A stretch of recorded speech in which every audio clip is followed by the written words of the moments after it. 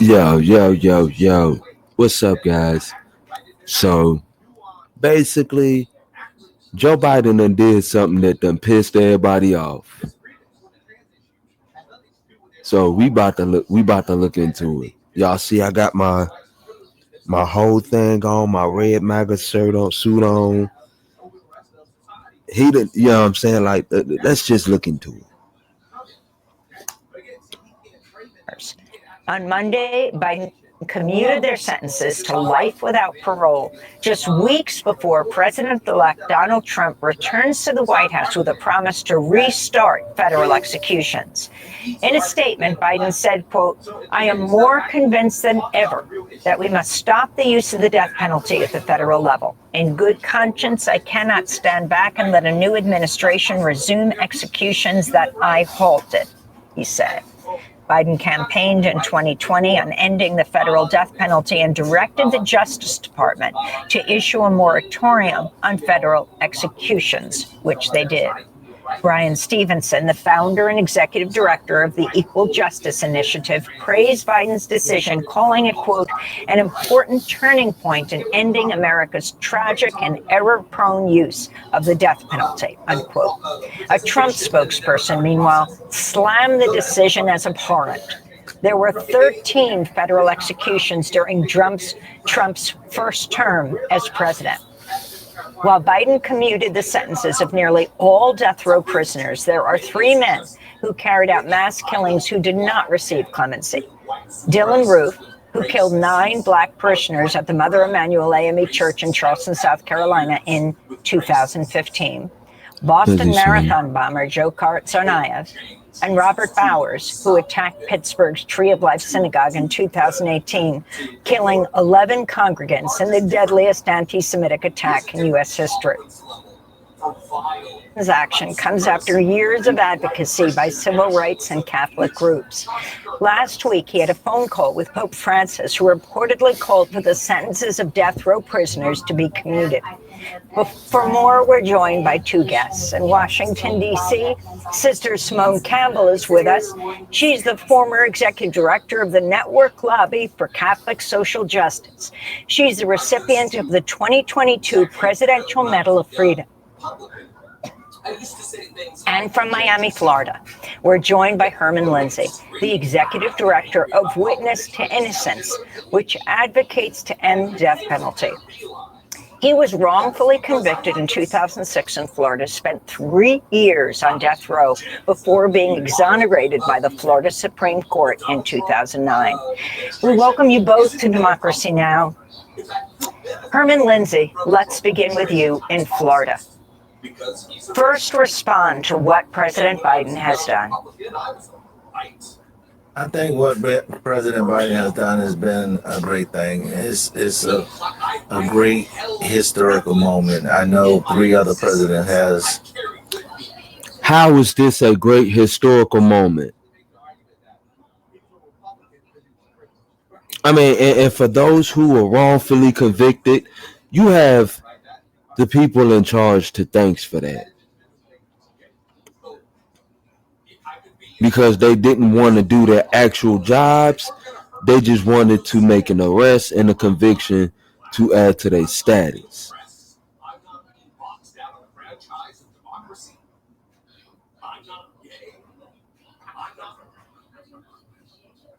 But let's keep going. In the past, community death sentence before, no one has ever done it in such a mass capacity. But I think Biden Act shows that leaders can be humane and bring humanity back in our justice system. And Sister Simone Campbell in Washington, D.C., you campaigned for a long time on this issue, as is the Network Lobby for Catholic Social Justice. Explain, if you understand, the decision that Biden made and what it took. Well, I think this was President Biden putting his conscience into action. That he had said back in 2020 that he opposed the death penalty, but it has taken this long for the commutation of these sentences, mostly because he couldn't get Congress to act. that was where the roadblock is yet again, is that our country's congressional function is not working. So he had, because he's commuting the death sentences of people who've actually harmed children, women, and children.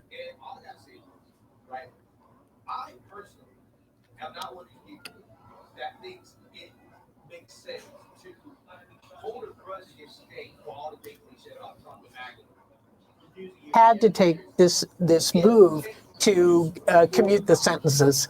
But I think the most important piece for me as a person of faith is that he shares that faith and put it into action in a pretty courageous way to speak out about the needs of healing the criminal justice system that too often is wrong and acts on behalf of our society that is a travesty and acts erroneously on our behalf. He took care of that for these individuals. I am so grateful for his courage in making that happen. And Sister Campbell, can you talk about the position of the Vatican? Well, Pope Francis has made it abundantly clear a couple of years ago in writing in the encyclical that he wanted the end of the death penalty. He started this year saying, let's this year be the year that we end the death penalty in a global way. And then his very specific conversations with President Biden about his role in being able to make a difference. I think it's a tribute to all of those who worked on this issue that the Pope was included in that campaign. His heart is the heart of life, of giving life wherever we are. And if we're pro-life, then we need to be opposing the death penalty. That's how we stand together. On Monday, Democracy Now! Reached Cantor Michael Zusman, a former prison chaplain, co-founder of L'chaim, Jews Against the Death Penalty. He responded to the news of Biden commuting 37 of the 40 death row sentences. On behalf of the 3,700 plus members of L'chaim, which means to life, L'chaim, Jews Against the Death Penalty, we applaud President Biden for commuting and saving the lives of 37 human beings. And I can say without equivocation that we stand against the death penalty in every single case without exception. And that includes the shooter, the Tree of Life Synagogue. And that includes the others in line for state killing on federal death row and on military death row. We believe, as did Elie Wiesel, who was a Holocaust survivor and the founder in principle of our group, that no civilized society should be at the service of death. And so we believe that President Biden still has a chance to do the right thing and commute that sentence. If you can respond, Sister Simone. This irks me a lot.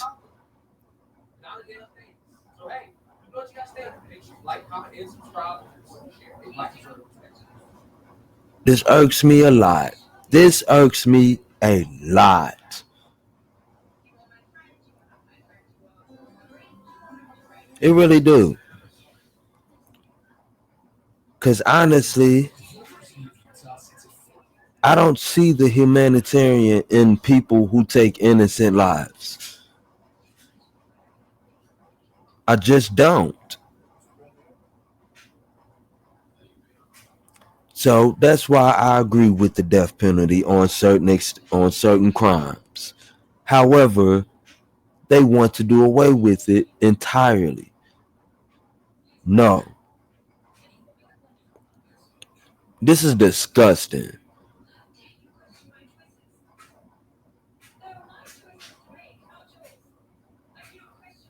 This is pretty much disgusting.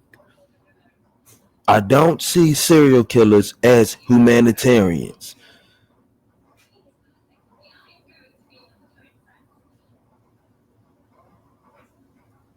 I don't see pedophiles as humanitarian in a humanitarian way. Now, if you want to talk about bank robbers and people who have may turned around and stole from the thrift store or whatever, or even Walmart or whatever, then yeah, cool. Or even or maybe a drunk driving car accident, manslaughter. But when it comes down to serial killers and people who intentionally kill, that is intentionally aware of what it is that they are doing, I do not see them people as humanitarian in no shape or form. Mass murderers, school shooters, pedophiles, white supremacists, hell, even black supremacists. The R word, sexual assault.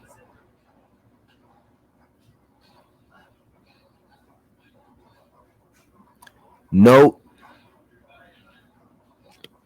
I don't agree. This is disgusting. And one of the most disgusting things he has done.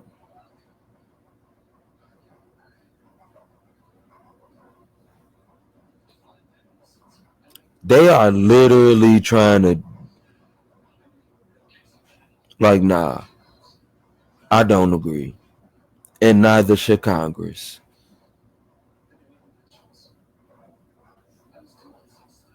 Neither should Congress.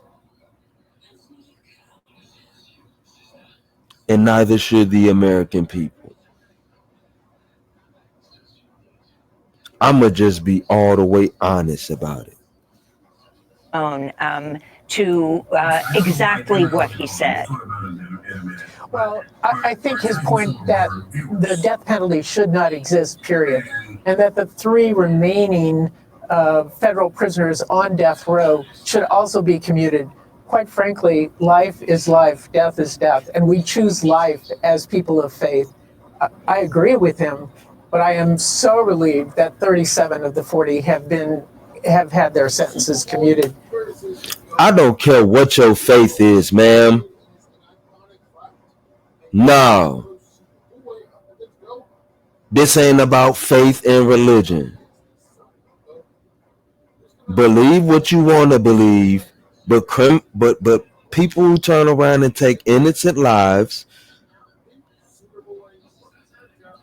should not be commuted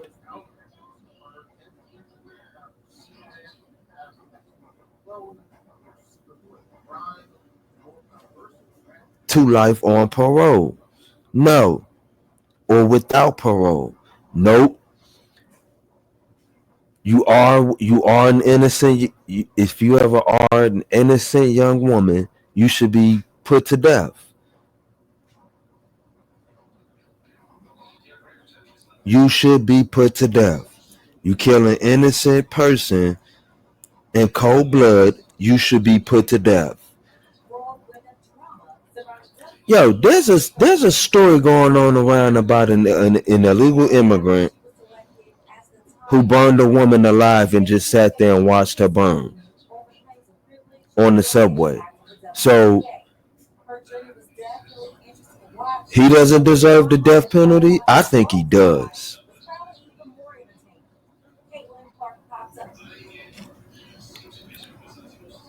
I think he does. I don't have no problem with these people in their faith, but they pointing it in the wrong direction.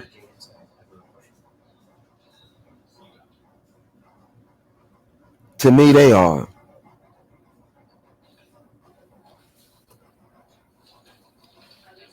It still is a painful reality that 3 remain, but that we have made progress. It's a step forward, but we have more to do, especially now at the state level. We need to extend life in all situations and make sure that we are a people that values all life.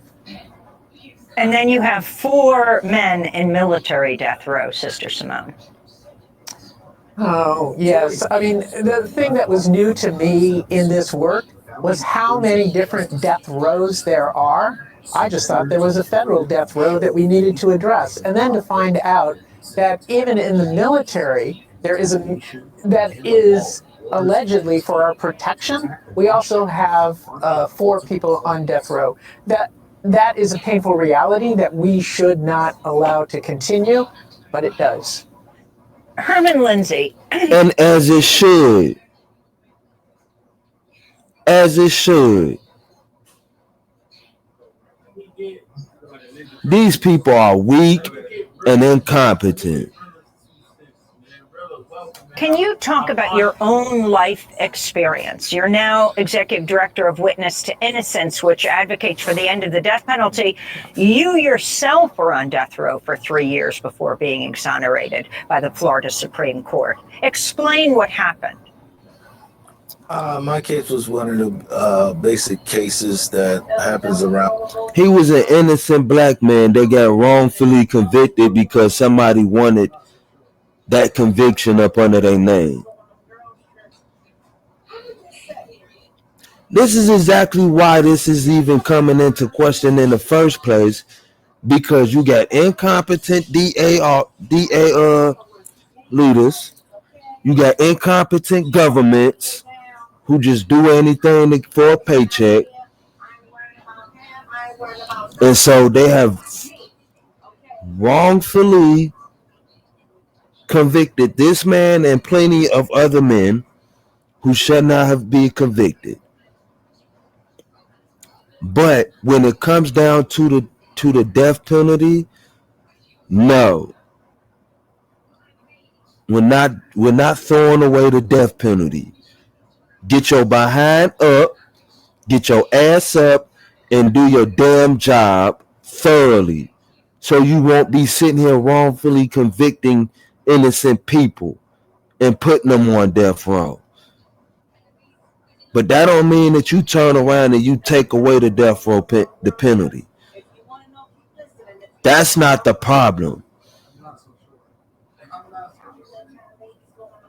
The problem is you incompetent DA, incompetent mayors, incompetent government leaders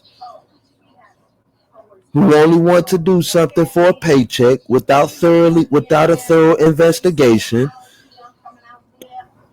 who turned around and wrongfully convicted a bunch of people because they just wanted to keep their title and their position.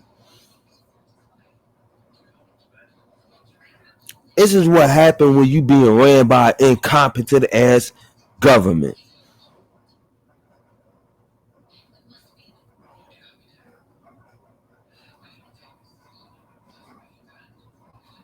Honestly, the death penalty is not the problem. The problem is the people who they vote for not doing their job thoroughly to keep from actually putting innocent people on death row.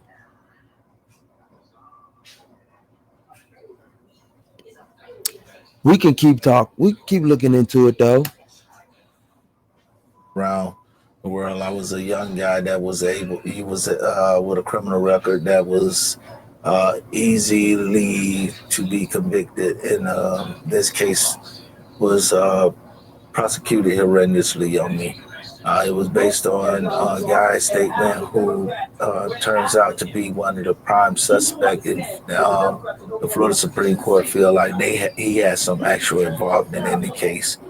But my experience on death row was an experience of uniqueness, and it helped me grow tremendously in life and open my eyes in life. Because when I first went on death row, I was scared because it was like everybody pictured them as these monster people, and people with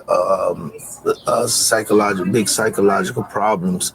But when I got on death row and I actually got to know these guys and we all became like family, I realized that, it is rehabilitation in these people.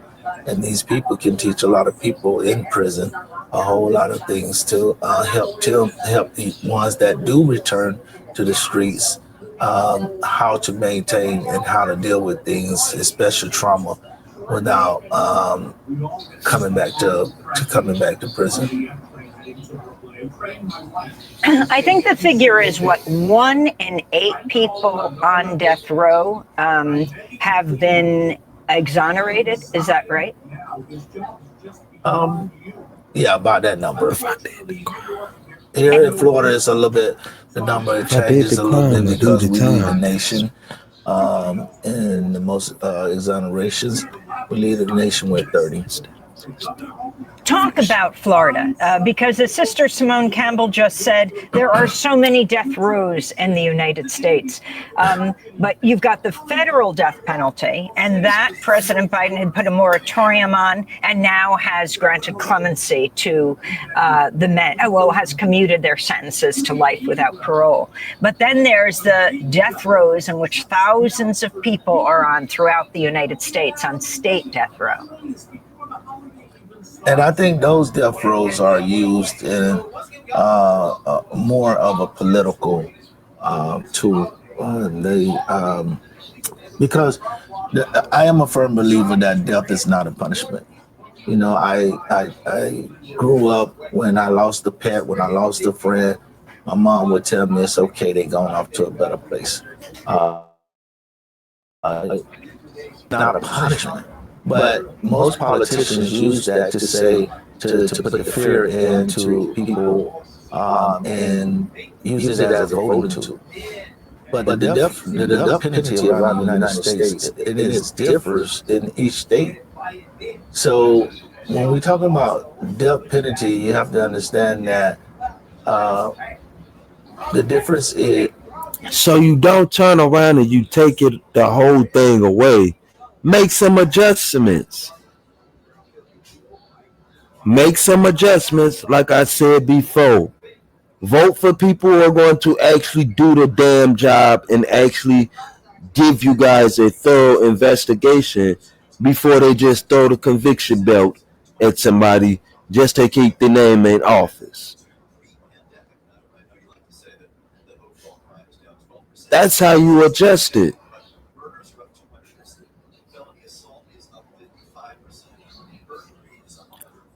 Because we can all honestly admit that there have been people that have been wrongfully convicted simply because they stood in front of a DA and a judge that wanted to keep their name in office.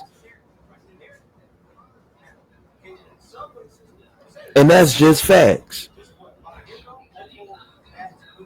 Look at Kamala Harris, Jamil Love. That boy was on death row, but who put him on death row? With no evidence. And basically just wanted to get a conviction notice up under her name, up under her belt.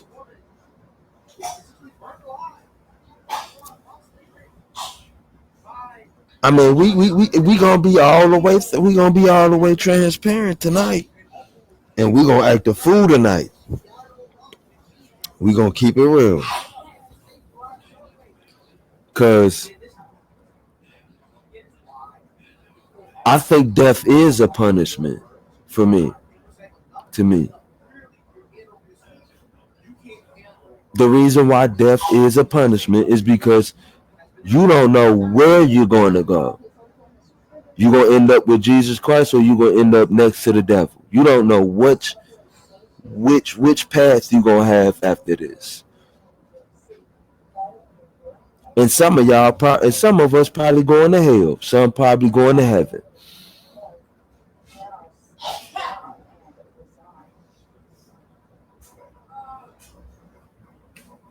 So I agree with the death penalty on certain extent. I just don't like the way it's being used. But that don't mean we can just turn around and just fully abolish it. Like, no, there's some people that actually deserve it. Like pedophiles, and child molesters, they deserve the death penalty. Those are the type of people that deserve the death penalty. And it's surprising they're not even talking about they're not even naming the few people that's on that list of the 37 out of the 40 death row inmates. Some of them were child molesters. Some of them were actual killers. Some of them have pretty much harmed women.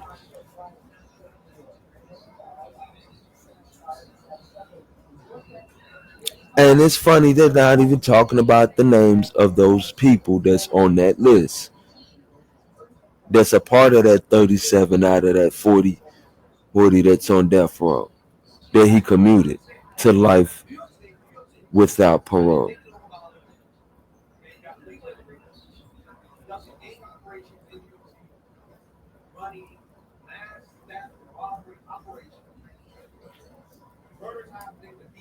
Is the person who's over that state. For instance, DeSantis, I wish DeSantis would commute the road in Florida, but because he's running on a tough on crime case, I feel like it's hard to get him to do that. And that's because it's a political tool.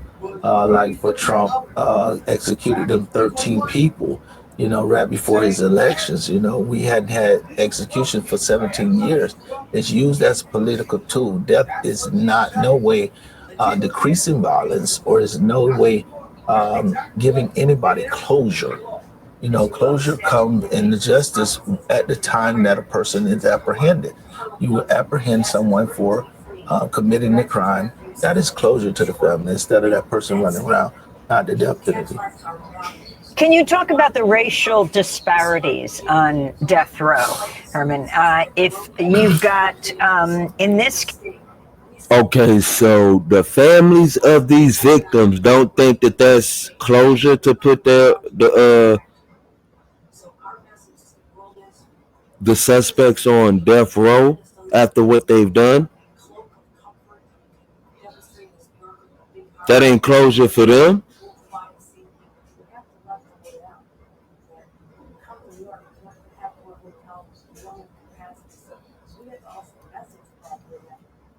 Case of the 37 men whose sentences were commuted, 15 are white, 15 are black, 6 are Latino, and 1 is Asian.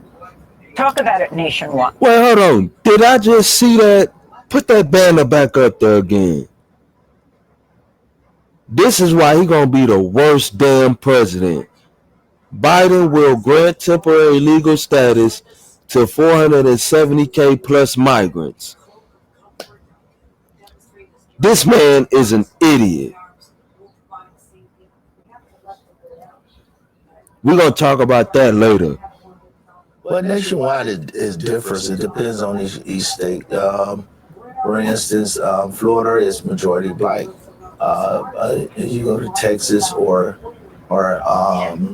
California, the majority is Latinos. It all depends on the actual area, this actual state that you're in, that the ratio changes. But here in this situation with the federal, I think that the ratio was kind of balanced a little bit. I don't see racism playing a part in that federal standard, but in the state standards, you see racism playing a part, and in many different ways. Let me ask you about the 3 men who remain on federal death row. They are Dzhokhar Tsarnaev, convicted in the 2013 Boston bombing, Boston Marathon bombing. Dylan Roof, who was convicted in the mass shooting of the 9 black parishioners at Mother Emanuel AME Church in Charleston, South Carolina. He definitely should be put on the death row. Why take him off of death row? He killed 9 innocent black people. I remember that. He went in a church and shot 9 innocent black folk, and you want to take away the death penalty for him.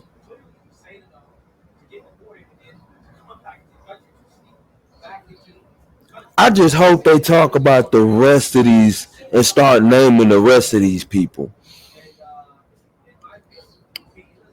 I just hope they start naming the rest of these people by the end of this video. That was 2015.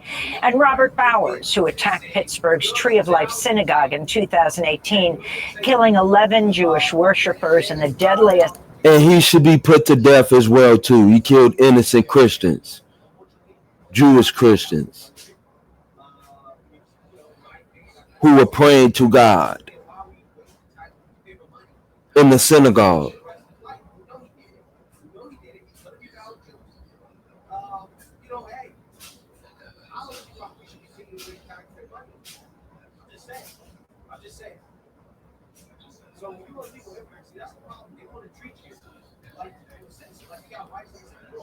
Anti-Semitic attack in U.S. history.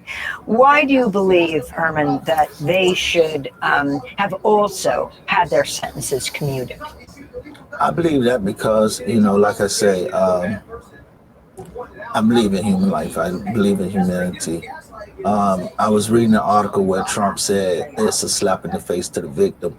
Actually, I think by you executing them, it's a slap to the face of the victim. Because if you execute them, that relieves them from all consequences of what they have done. What people don't. I mean, sir, they're no longer here on this face of this planet to do what they did, to do what they do again. I get where he's trying to come from, but he's wrong on this instance. He's absolutely wrong.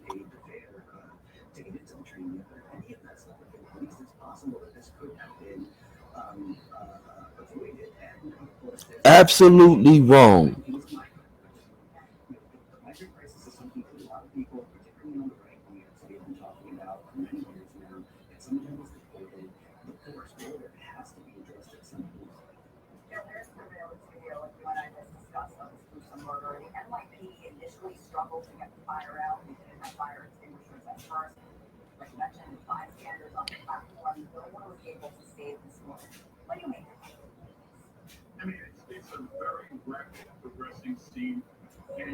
Just absolutely wrong. I don't understand is that when you're in prison, when you're in prison, you have to take time out to think about what you have done. You have to think about you can't be there for your loved ones. You have to think about is your child writing you? Or your child mad? It's so many things that you have to think about that is very traumatic to yourself when you during time, and to just put them in one day and they try to make it where you can execute more faster, but to actually bring that person in and execute them is like relieving them from any sentence that they had imposed on them. And something to think about is this, and I like to say this: suppose that you had a loved one that got murdered, and you taught that loved one that when someone passes away, they go off to a better place, and then you turn around. Hold on, pause for a second. Now, the one thing that I do disagree with is the execution of the death penalty.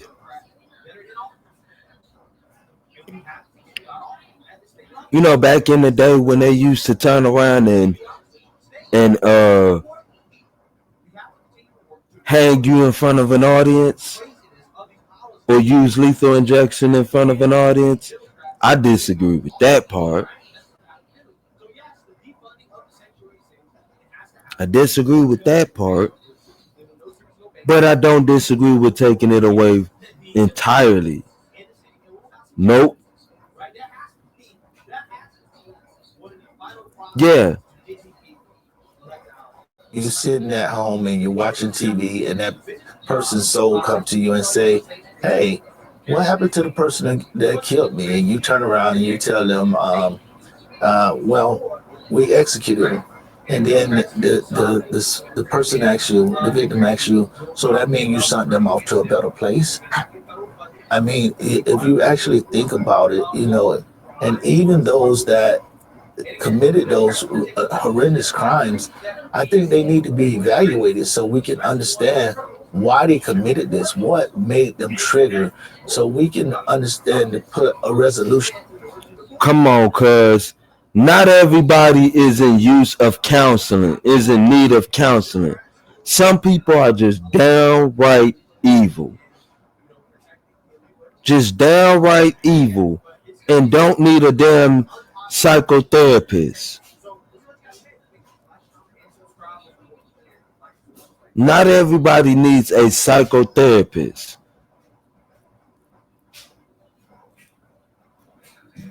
Psychological therapist. Solution to preventing these type of things from happening, but just Xing them out and killing them is not the answer. Sister Simone Campbell, finally, Trump I executed. wholeheartedly disagree. Taking them people out this world where they can't commit the same crimes or do anything else that's heinous is absolutely the answer.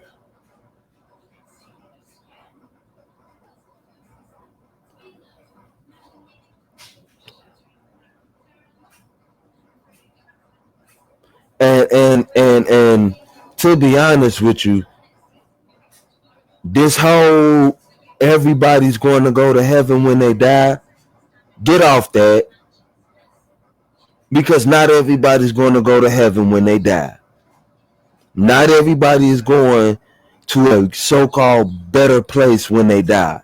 Some of these people are going to hell. Some of these people are going to hell.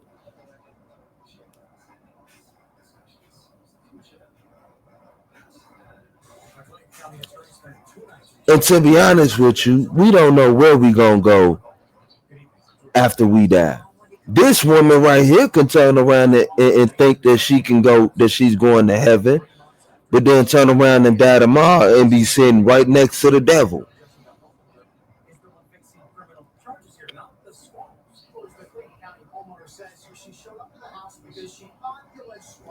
Listen,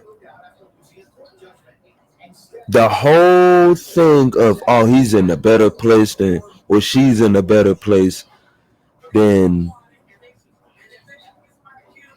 where they were now, that's not true.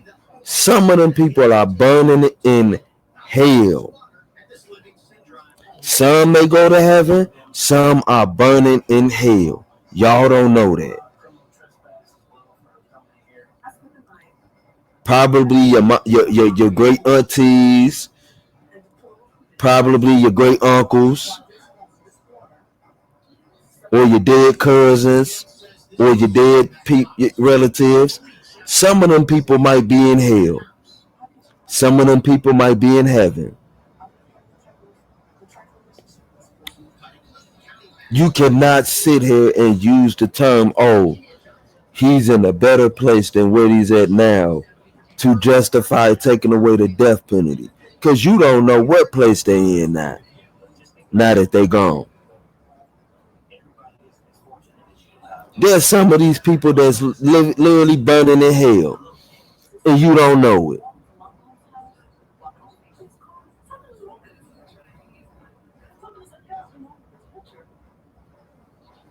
This is why I disagree with them taking away the death penalty. More prisoners than the last 10 presidents combined when he was president. Now he promises to expand the death penalty. How is the Network Lobby for Catholic Social Justice and other groups responding and mobilizing for his second term?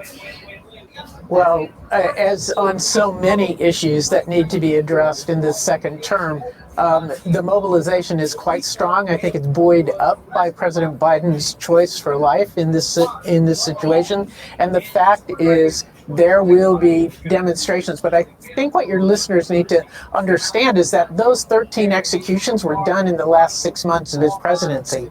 And as was said, it was done as a political stunt, not as an element of the justice system. So the whole movement will continue to push at the state level and to ensure that federal law changes.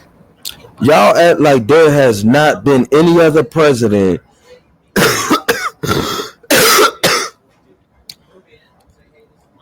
that has done or has used things as a political stunt.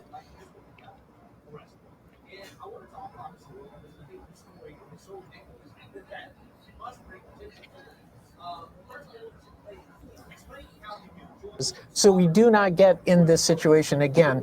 We have to change federal law, state law, and commute the sentences at the state level. We have a lot of work to do. Sister Simone Campbell, former head of the Network Lobby for Catholic Social Justice, and Herman Lindsay, executive director of Witness to Innocence, which advocates to end the death penalty. He was convicted in 2006 on Florida death row for 3 years before being exonerated by the Florida Supreme Court in 2009. Democracy Now! Is funded by viewers like you. Please give today at democracynow.org/give. We're going to pause. Fierce condemnation for granting clemency to former Pennsylvania Judge Michael Conahan, one of 2 judges jailed in the notorious Kids for Cash scandal. In 2011, Conahan was sentenced to 17 and a half years for accepting nearly $3 million in kickbacks for sending 2,300 children, some as young as 8 years old, to for-profit prisons on false charges. And now he is the type, he deserves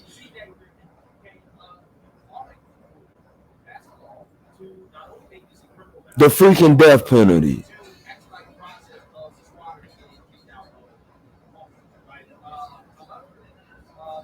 Wrongfully convicting children, sending them away to detention centers under false accusations just to make some money.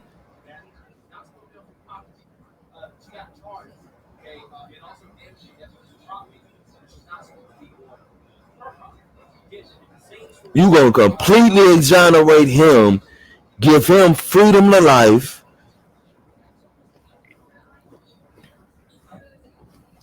but then the only few people that didn't get that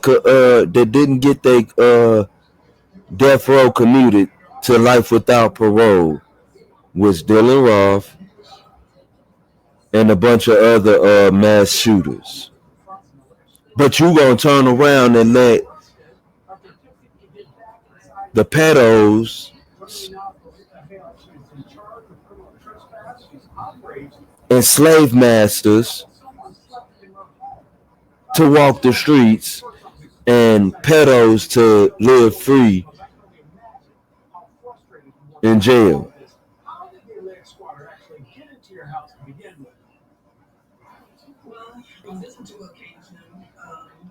We let me clean up. We spent the entire day, the day before, cleaning up the house because it was trashed.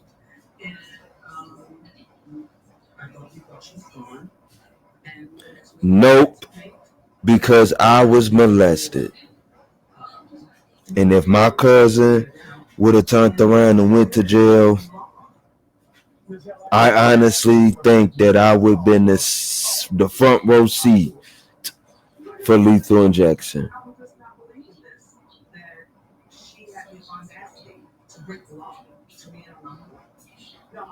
I honestly think that if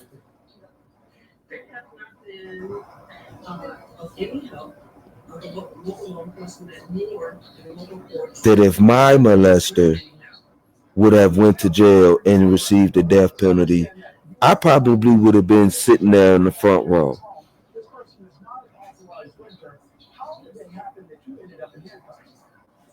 Honestly, that would have been my closure.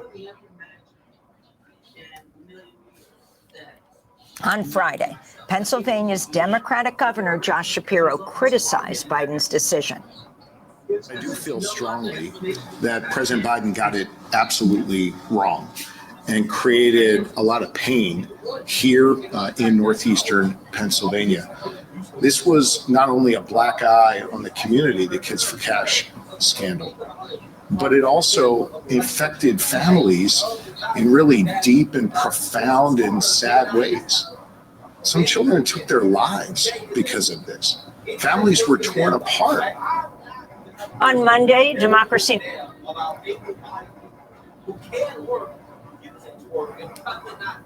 These people deserve to walk free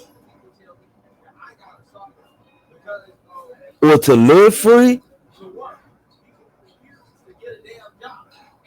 What is we talking about?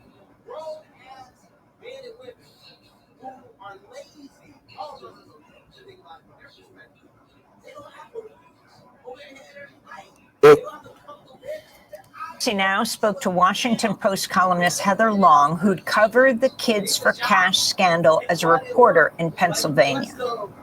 This was a huge mistake by President Biden to grant clemency, to reduce the sentence for Michael Conahan, the former judge from Luzerne County, Pennsylvania, who was one of the two judges involved in that really heinous Kids for Cash scandal. We're talking about sending thousands of kids to for-profit detention facilities, many of whom were first-time offenders who probably should have had community service or some sort of slap on the wrist, and instead they were sent to a detention facility for months, in some cases years. So many negative consequences happened because of that many of those young people ended up depressed, addicted, didn't graduate high school, some lost scholarships. It was just a chain event of tragedy. And Michael Conahan willingly did this. He knew about it. He purposely blocked a county government facility being built so that these for-profit centers could be built. Some of the cash kickbacks were delivered as cash in a shoebox or routed through a Florida condo that he and the other judge set up to funnel money. I mean, there was just so much that was knowingly done that was wrong here, and then an attempt to stymie any attempts to stop it or any attempts to prosecute it. So it's just really hard for anybody who lived through this in Pennsylvania. I got my start there as a journalist to believe that President Biden could do this and, would want to give this particular person who gave no one a second chance this kind of leniency. That was Washington Post columnist Heather Long. Her new article is headlined, "Biden Gave Kids for Cash Judge Clemency. That's how broken this process is," unquote. The scandal was the focus of the 2013 documentary Kids for Cash, directed by Robert May, who'll join us in a minute. This is the film's trailer.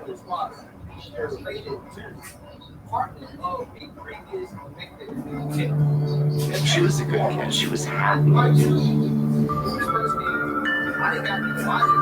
I was known for being the jokester.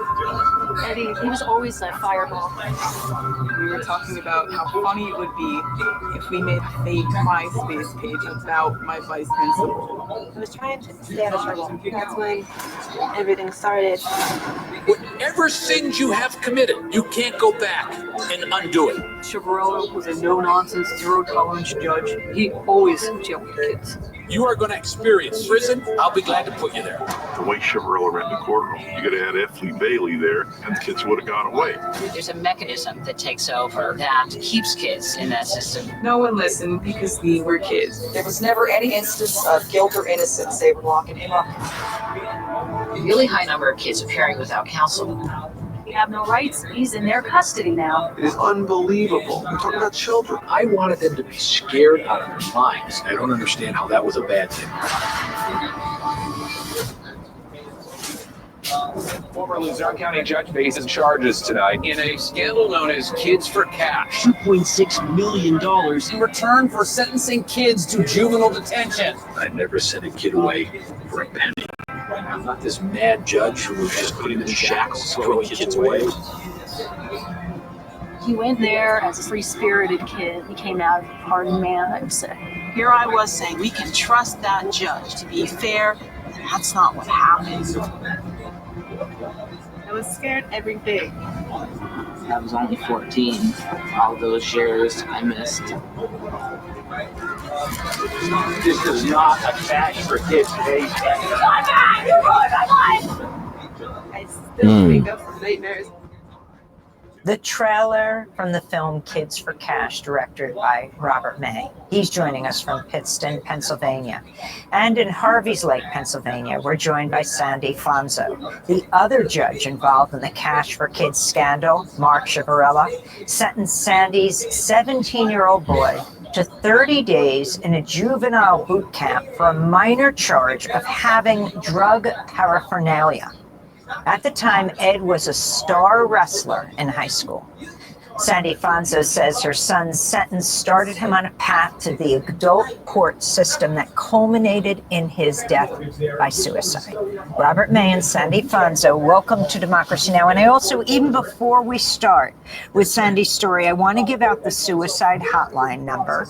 It's 988. Whenever we deal with suicide, it's so important for people to know that there are people to talk to. Sandy Fonzo, take us back in time. Talk about what happened to Ed.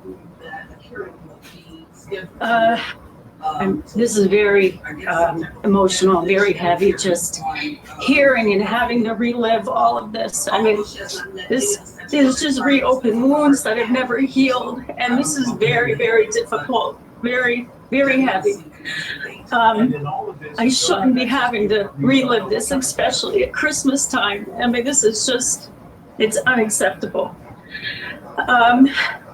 I'm so sorry, Sandy, that we are asking you to do this. You have been so incredibly brave in talking about this over the years.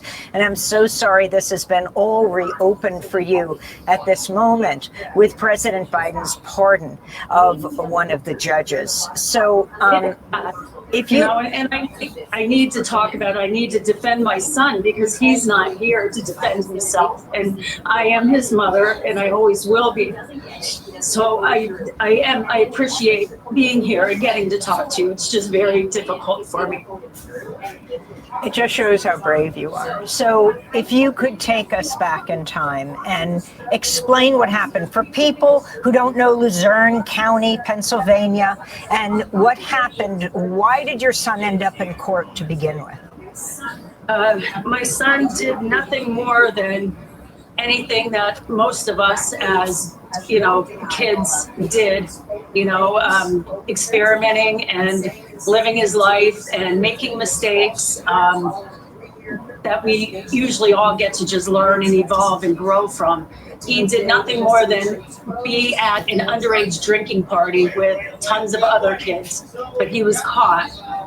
And he went in front of Judge Chivarella because this is the process that they had. And you know, you're trusting in this system that, you know, this is, you know, the good for our kids. And I was told this is, you know, just to scare him, to get him back on track, to make sure, you know, everything is well. And he went into the county juvenile detention center for a month.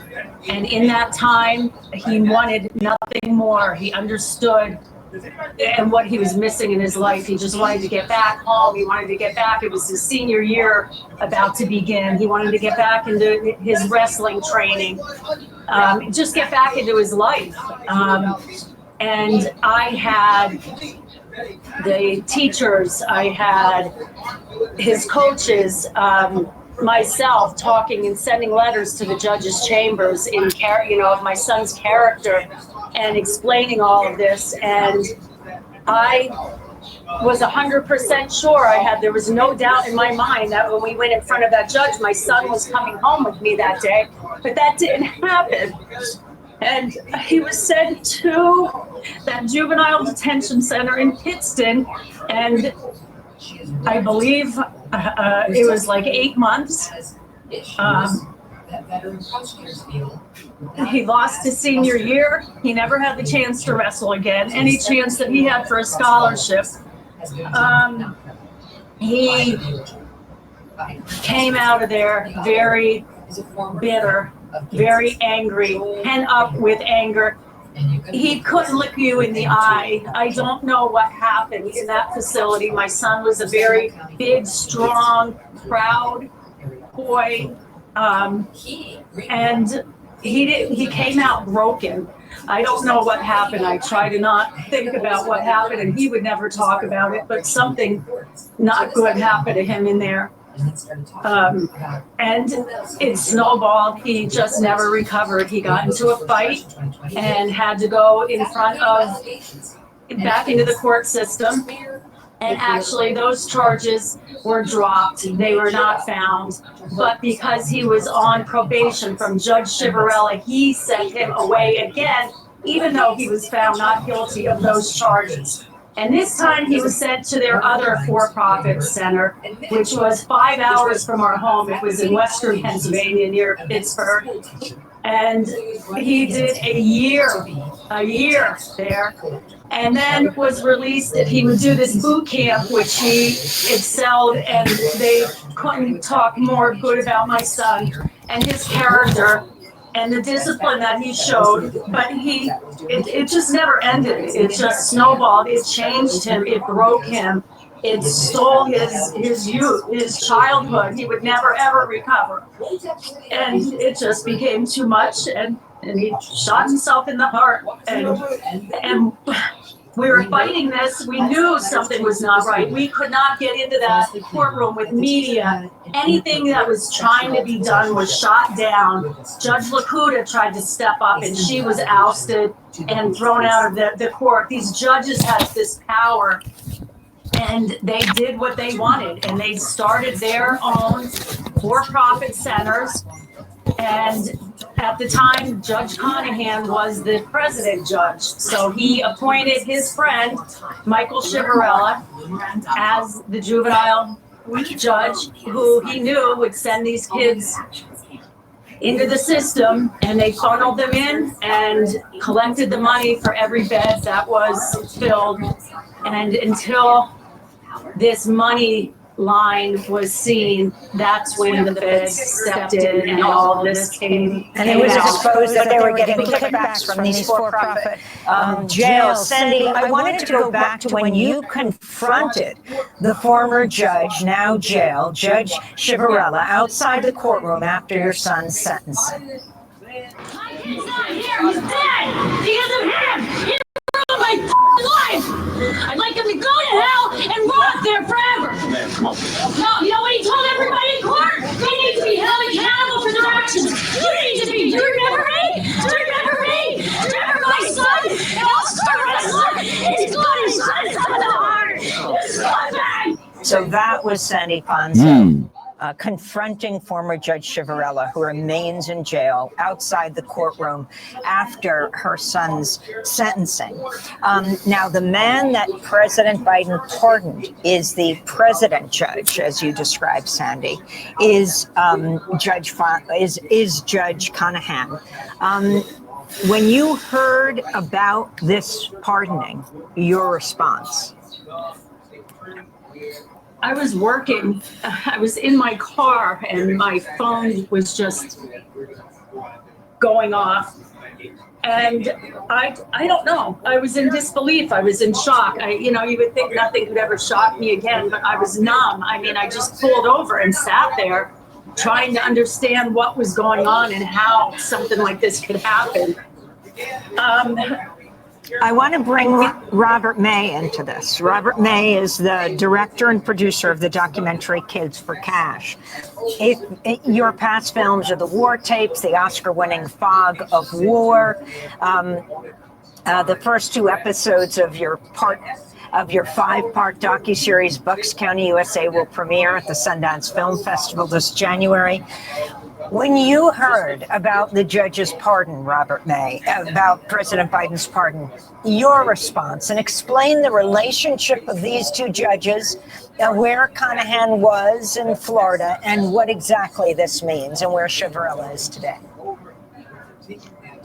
Well, I was obviously shocked. I felt that they would be, Judge Chivarella was sentenced to 28 years in prison, and Michael Conahan was sentenced to 17 and a half years in prison. And And the difference in the length of time was primarily because of Chivarella did not acknowledge his full involvement in the scandal. They both did take money for the building of the two centers, but it quickly became known as the Kids for Cash, where they were accused of taking money for each kid that was put in the system, which isn't exactly what happened. And so Chivarella started to defend himself vehemently, and Conahan more or less kept his mouth shut, and Chivarella did not. And then they had agreed to spend 7 years in prison, and the judge at the time, Judge Kosick, didn't accept their plea deal. And primarily because Chivarella wouldn't take responsibility for what he did do, although he said he did acknowledge the financial crimes, but he didn't want to be labeled as the Kids for Cash Robert judge. May, they made millions of dollars for putting these kids away for the use of these two facilities. The money was actually tracked in the way that they did it was the facilities were built by a builder that was a friend of Judge Chivarella's, and was financed by a friend that was a friend of Conahan's. And so they put the whole thing together. It's true that there was a new facility needed. It's also true that, to the best of our knowledge, that the county wasn't going to build a new facility, or at least at that time. So it made it very easy for them to create this new facility. At the time, for-profit prisons and detention centers were something that was becoming more in favor. So that's where it all began. And Chivarella, who sent kids away at very high rates during his entire term as the juvenile court judge, it seemed to make sense that they would have the facility more full than not, just based on his actual track record. So I think they were found guilty of accepting $2.8 million in illegal payments. And I misspoke. It wasn't that Conahan, the president judge, was pardoned. He was granted clemency, right? He was one of the many people who was considered to have committed nonviolent crimes. And during COVID, as an older man, he was released to home. And now he was granted clemency by President Biden, along with the 1,500 other people. That's right. Right. He had about 2 more years to go, I think, on his sentence.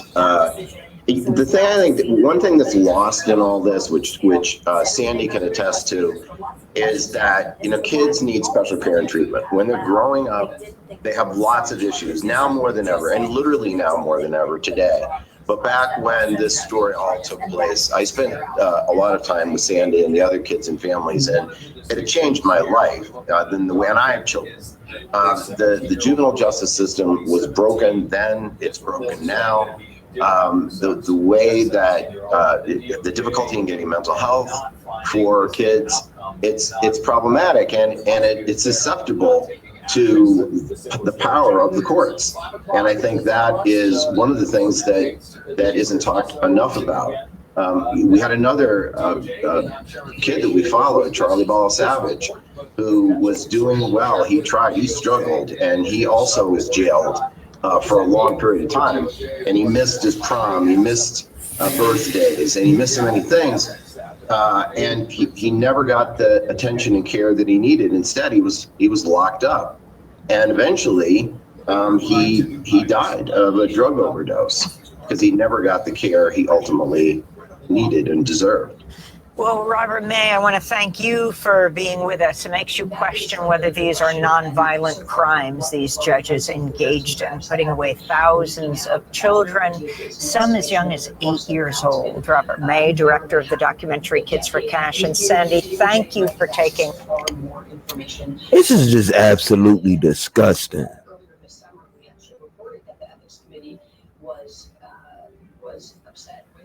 This is just absolutely disgusting. This video and this one. He said this video and the last one. spreadsheet that showed a vast array of women and men who were involved with these payments, indicating that perhaps hundreds of witnesses.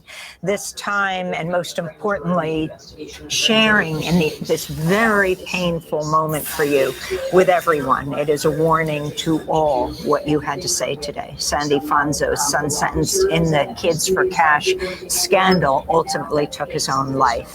To go back to Democracy Now!'s coverage 10 years ago of the Kids for Cash scandal, you can go to democracynow.org. And again, the suicide hotline is 988. DOJ said now, look at, there's not enough evidence here to actually bring any charges. Absolutely disgusting. His father was very strict with the kids, you know, about when they could go out and they had to be in, what they could wear. The girls weren't allowed to wear makeup.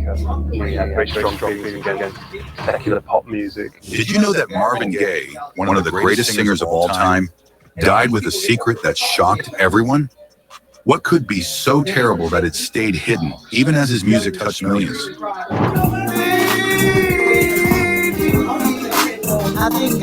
Marvin's life was full of ups and downs. But what was he hiding before his tragic death? Let's uncover the heartbreaking truth behind this music legend's untold story. When I was a child, I used to hear music constantly. I long for that to return to me. Marvin Gaye was one of the most incredible music legends the world has ever seen. While he was famous for his talent early on, it wasn't until his later years that people truly appreciated his genius. His songs didn't just entertain, they made people think, feel, and connect on a deep level. Born on April 2nd, 1939, in Washington, D.C., his family lived in a rough area in a public housing project. The place, known as the Fairfax Apartments, was small and crowded. The buildings were old, falling apart, and didn't even have electricity or running water. Marvin and his friends called the neighborhood Simple City because it felt like a mix of city life and country life. But we had a religious father, so we couldn't we couldn't start fights. And there was no cussing. Marvin's parents were Marvin Gaye Sr., a church minister, and Here you go. So you think you know Wix? Do you really? First up, we've got shape video masks. You can use different shapes to create. There's nothing there, right? None of these allegations have any credibility. There's no proof that any of this stuff actually really happened, not the way that they claim, okay? And again, and Alberta Gaye, a domestic worker. Marvin was the second of 4 children. He had 2 sisters, Jan and Zeola, and a brother named Frankie. Life at home wasn't easy. His father was very strict with the kids, you know, about when they could go out and they had. I'm not even gonna lie. I love Marvin Gaye. I think I capsizing. The waves are rising and rising. Had to be in, what they could wear. The girls weren't allowed to wear makeup, and he had very strong feelings against secular pop music. His father was very strict and often punished him harshly. Marvin once said living with his father was like living with a cruel king. Thankfully, his mother was there to comfort him and encourage his singing. She gave him hope when he needed it the most. Marvin's family were quite different because his father belonged to this church called the House of God, which was a black holiness church, but with a rather unusual twist because it had a very strong emphasis on the Old Testament. And it was a mixture of sort of Christianity and Judaism in some ways. Marvin started singing in church when he was just 4 years old. His father played the piano while he sang. Their church followed strict rules, but Marvin loved music and quickly found joy in singing. When he was 11, he performed Be My Love at a school play, and people were amazed by his voice. This moment made Marvin believe he could turn singing into a career. And Marvin approached me and said, Mr. Fuqua, I love your group, and we can really sing. Even though life at home was tough, Marvin found happiness through music. In school, he joined the Glee Club and became a star. His love for singing grew stronger, and he worked hard to improve his talent. Singing wasn't just a hobby for Marvin, it became his escape from the struggles of his everyday life. Marvin Sr. was getting invited to these preaching engagements because he would take along Marvin Jr. and Marvin Jr. would sing in these churches and these conventions, and people liked Marvin Jr. and Marvin Jr. was getting attention. So I think there you get the seeds of...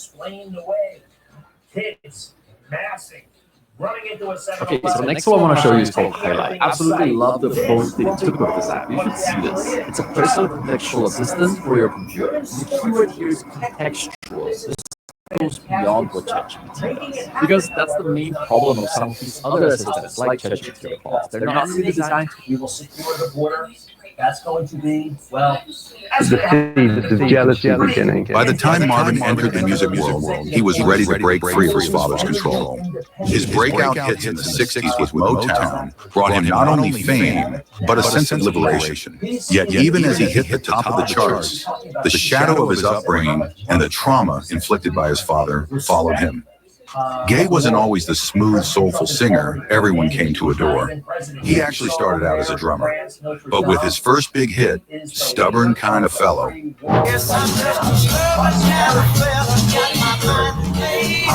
Marvin quickly rose in the ranks, becoming one of Motown's most treasured voices. By 1973, he was recording unforgettable tracks with legends like Diana Ross, and he didn't stop there. Marvin was experimenting with producing his own records and even playing every instrument. It was clear to everyone around him that Marvin was not just a singer, he was a game changer. But sadly, Gaye's private life was full of secrets, drama, and challenges. Starting with his first marriage was to Anna Gordy, the sister of Berry Gordy, who started Motown Records. Anna was much older than Marvin, and the couple struggled to have children. They ended up adopting a baby boy, Marvin III. However, the story behind this adoption was anything but simple. The child's biological mother, Denise Gordy, was Anna's niece. She was only 16 when she gave birth, and it was later revealed in a book by Michael Eric Dyson, Mercy, Mercy Me, The Art, Loves, and Demons of Marvin Gaye, that Marvin Gaye himself was the biological father of the child. The situation was shocking. Denise was underage at the time Marvin had a relationship with her. Marvin kept this a secret for many years, probably because admitting it could have caused him legal problems. He never publicly confirmed that he was the father of Marvin III, but the revelation still caused controversy. Despite these issues,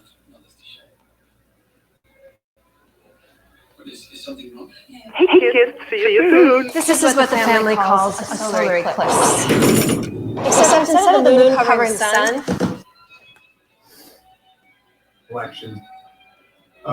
these issues, Marvin stayed with Anna for some time. However, their marriage eventually fell apart. Unfortunately, it was quite a troubled marriage, as Gaye admitted to David Ritz via Rolling Stone. There was tremendous love between us and tremendous need for one another, the singer said. But I couldn't be controlled. Not by a wife, not by a manager, not by a record company.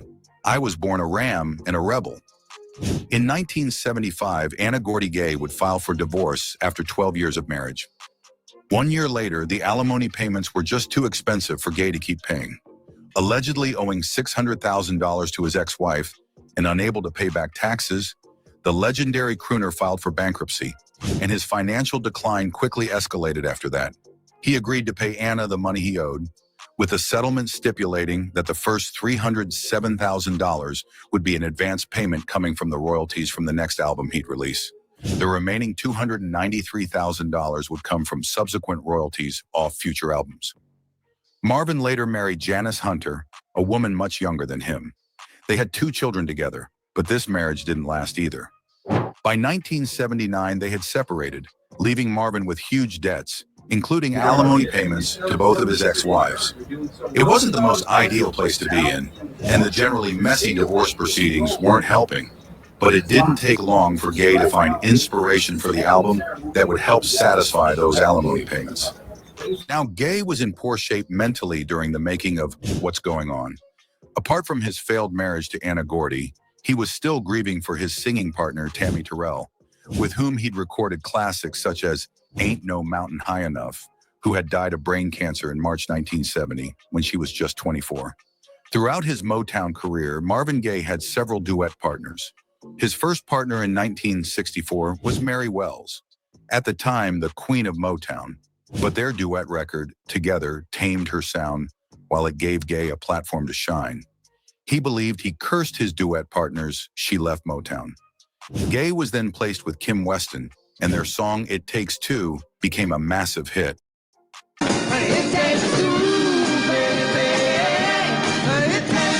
But after that record, she too left Motown. Then came the forgotten Oma Hurd, often mistaken on records as Oma Page, who was experienced in the record industry by the time she recorded some duet sides with Gaye. For all of the singles she recorded for Motown at the time, all but one of the singles was unreleased. The New Yorker then relays his most successful partnership with Tammy Terrell, which started in 1966 and led to numerous hits. But Terrell died from a brain tumor in 1970. Marvin was depressed just before What's Going On, the singer's American football star friend Mel Farr said. He'd been holed up in his house for a long time. Gaye was taking increasing amounts of hard drugs. He was traumatized by the daily news, especially the killing of 4 young students by the National Guard at Kent State University 2 months after Terrell's death. I couldn't sleep, couldn't stop crying, he told Ritz in Divided Soul. The life of Marvin Gaye. In his one interview in the summer of 1971 with Disc and Music Echo magazine's Phil Symes, Gaye admitted, "I was terribly disillusioned with life in general." He fell out with me because I wouldn't loan him some money to buy some drugs. Oh, that's what it was over? Yeah. Okay. What was Marvin on? Was it cocaine or something else? Drugs played a big role in Marvin's decline. In the 1960s, he experimented with coke, but by the 70s, he was deep into addiction. According to those close to him, Marvin spent his time bouncing between reading scripture and doing coke, a strange routine that hinted at the inner battle he faced. His substance abuse grew worse over the years, and it wasn't just coke. He also experimented with PCP, a drug known for its intense, mind-altering effects. This lifestyle took a toll on Marvin's mental health, and in 1983, he attempted to end his life twice. Were you noticing the drug use and kind of his decline and so forth around that time? I was with Marvin down there every day, man. Yeah, was I noticing it? Yeah. No, yeah, I was definitely noticing it.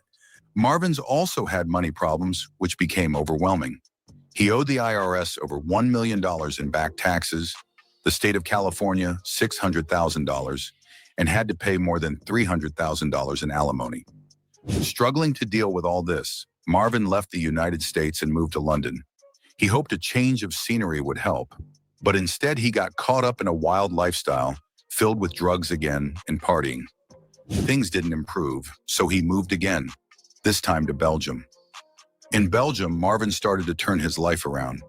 He found a friend and supporter in a Belgian businessman named Freddie Cassart, who helped him focus on his music. While in Belgium, Marvin recorded one of his biggest hits, Sexual Healing, in 1983. The song was a huge success and brought him back into the spotlight. But even with this success, Marvin couldn't escape his financial troubles. His debts still loomed large, and his personal life was far from settled. And from time to time, I would smoke some with him, you know? So, yeah, we put the cocaine in the weed and smoke it. That's the only way I would smoke it. But the drama didn't stop there. Gaye's relationship with his label, Motown, also started to fall apart. The final straw came when Motown released Gaye's album, In Our Lifetime, without his approval. Not only did they change the title of the album, they removed a crucial question mark, but they also altered the production of the album without consulting him. Gaye was furious. He felt that the removal of the question mark in the album's title changed its meaning entirely. In his mind, the question was the essence of the album. Is the world coming to an end in our lifetime? He also wasn't happy about how Motown added extra instrumentation to the song Far Cry, a track Gaye considered unfinished. He saw it as an attempt by the label to second-guess his artistic decisions, and he was outraged that they released the album despite his objections. Get up, get up, get up, get up, let's make love tonight.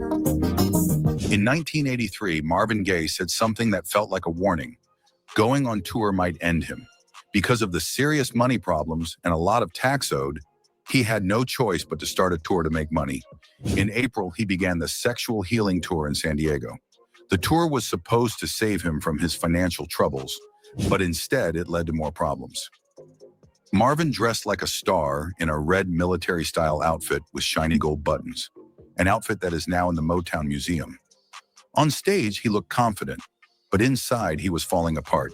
His health, both mental and physical, was getting worse. The pressure of the tour was too much for him. As the tour went on, Marvin started to feel paranoid. He believed people were out to get him. He hired bodyguards, not just for show, but because he was scared for his life. He even made his sister bring him water on stage because he thought someone might poison him. This fear consumed him, leaving him drained and deeply depressed. Every time he stepped on stage in a new city, he thought it might be his last show. The stress took a toll on his body. During the tour, he collapsed from exhaustion and had to go to the hospital in Florida.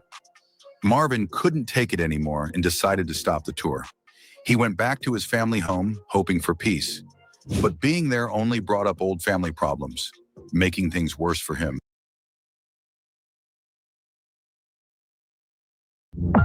Can you feel it? The balance of nature has been altered. There is someone out there who may change our fate.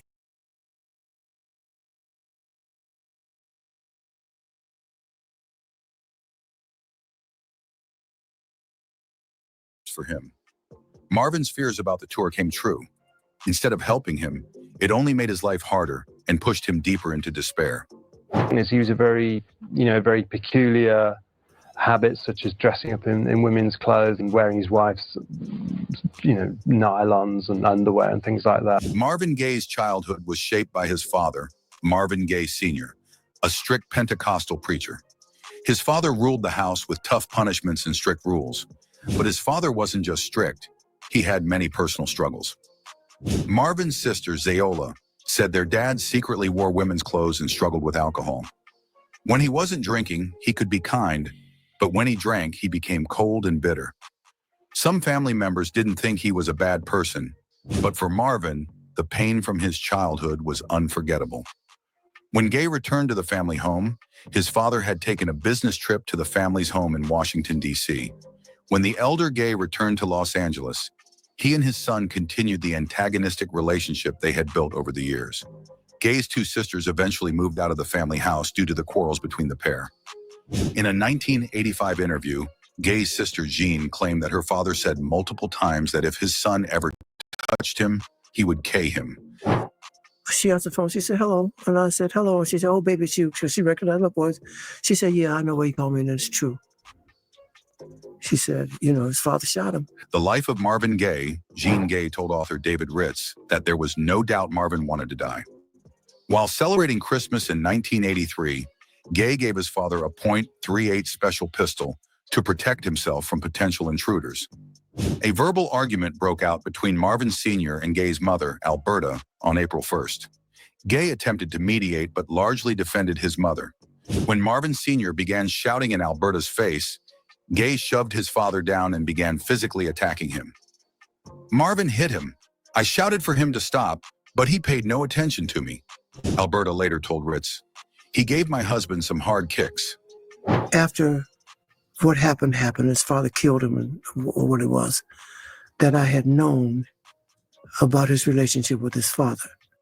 Because it was turmoilic and traumatic for all of Marvin's life. A few minutes later, Marvin Sr. fulfilled the threat that he had previously made, returning with the same gun that his son had bought him a few months earlier. Marvin Sr. shot Gaye twice in the chest. Gaye's brother Frankie and his wife Irene heard the gunshots from the guest house on the property.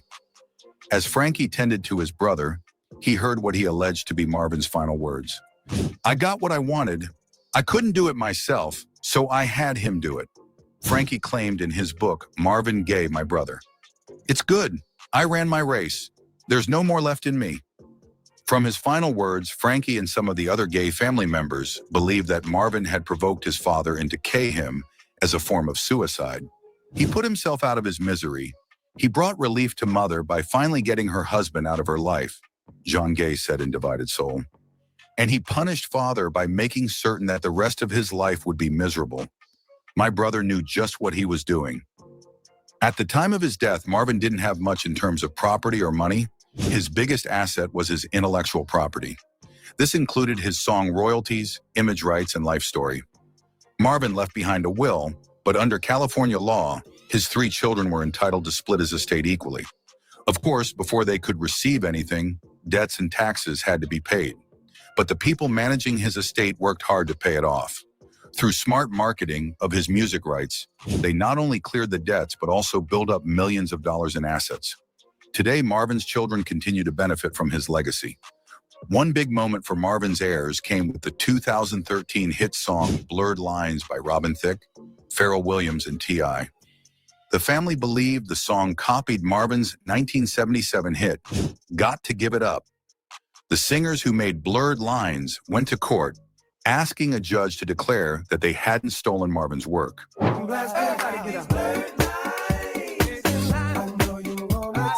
In response, the Gaye family countersued, saying the song did infringe on his copyrights. This legal battle was tough. Marvin's children had inherited the rights to his songwriting, but not his performance rights, which stayed with the estate. This meant the actual recording of Got to Give It Up couldn't be played in court. Instead, the case relied on sheet music and experts who compared the 2 songs. In 2015, the jury sided with Marvin's family. They awarded $7.4 million, later upheld on appeal, for profits earned from Blurred Lines. However, this amount didn't include the extra millions made during tours featuring the song. Despite the challenges, Marvin Gaye's children have been fortunate. Thanks to the efforts of the estate's managers, they've been able to keep his legacy alive and benefit from it. If Marvin had planned more carefully, his music rights could have been fully passed to his kids. But even without that, his family has found a way to preserve his memory and success. You're a regular hero. Allowed to put you in a movie. Marvin wasn't just great at music. He also tried acting. In the late 1960s and early 1970s, when his singing career was growing, Marvin decided to try something new. He acted in 2 movies, The Ballad of Andy Crocker and Chrome and Hot Leather. Both movies were about the Vietnam War, a big issue in America at that time. In The Ballad of Andy Crocker, Marvin played a Vietnam War veteran. The film showed how tough life was for soldiers when they came back home. It talked about their struggles and how hard it was to fit back into normal life. The second movie, Chrome and Hot Leather, was different. It told the story of Green Berets, soldiers, getting revenge on a biker gang. Even though these movies weren't very popular, they were special for Marvin. He dreamed of being like Elvis Presley or Frank Sinatra, who were big stars in both music and movies. Marvin had the looks, the voice, and the charm for acting. Some people believed he could have become a movie star if he kept trying. There are a couple of stories about how Marvin Gaye Jr. became Marvin Gaye, with that extra E at the end. One such story has it that on the release of his first Motown single, Let Your Conscience Be Your Guide, the record company added the E to his last name via Detroit Historical Society. However, in most accounts of this minor change of names, the person making the decision was Gaye himself, once again stemming from his complicated relationship with his father. Gaye talks about his name in Divided Soul and how he was deeply troubled by having the same name as his father, who is often described as a sexually ambiguous man. All it took for Gaye to be reminded of this connection was for people to add "is" to the front of his name, asking, "Is Marvin gay?" He just couldn't escape the teasing and the confusion of his own sexual identity. Beans Bowles, a music producer who knew Gaye, stated, "He fought it. The cats would kid him about being gay, knowing he wasn't, but knowing how he hated hearing about it. We called him Gayeski. That bugged him too." Ritz himself added to this section of Gay's life that he was attached to his father, branded for life.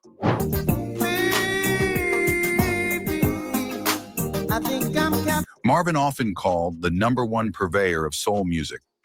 Michael Eric Dyson, in his book Mercy, Mercy, Me, the Art Loves and Demons of Marvin Gaye, said Gaye changed music in a way no one had done before. He mixed different styles of music, including rhythm and blues, gospel and pop, which made him stand out. After he passed away, the New York Times said he became a huge influence. It arguably made him one of the greatest talents I've ever heard in my life. Till this day, I will still play Sexual Healing. Till this day, I will still play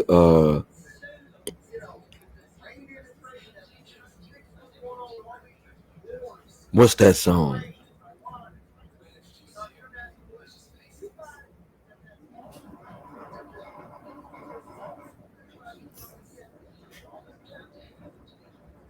Trouble Behind the Grapevine.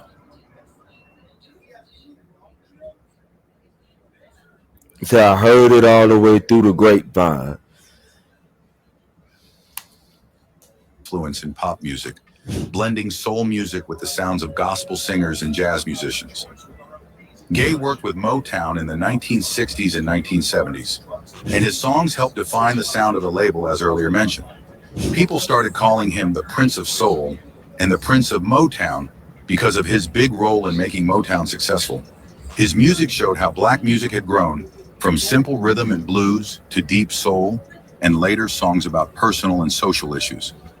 Gaye was one of the first to step away from the way Motown produced songs, and this gave other artists, like Stevie Wonder, the chance to do the same. Marvin Gaye's music also helped shape the future of R&B, especially the Quiet Storm and neo-soul styles. Many famous artists, like Barry White and Stevie Wonder, have said they were inspired by his songs. Even in movies, his style had an impact. In Dreamgirls, Eddie Murphy copied Gaye's 1970s fashion. Gaye's name continues to be mentioned in songs, and his influence is still strong today.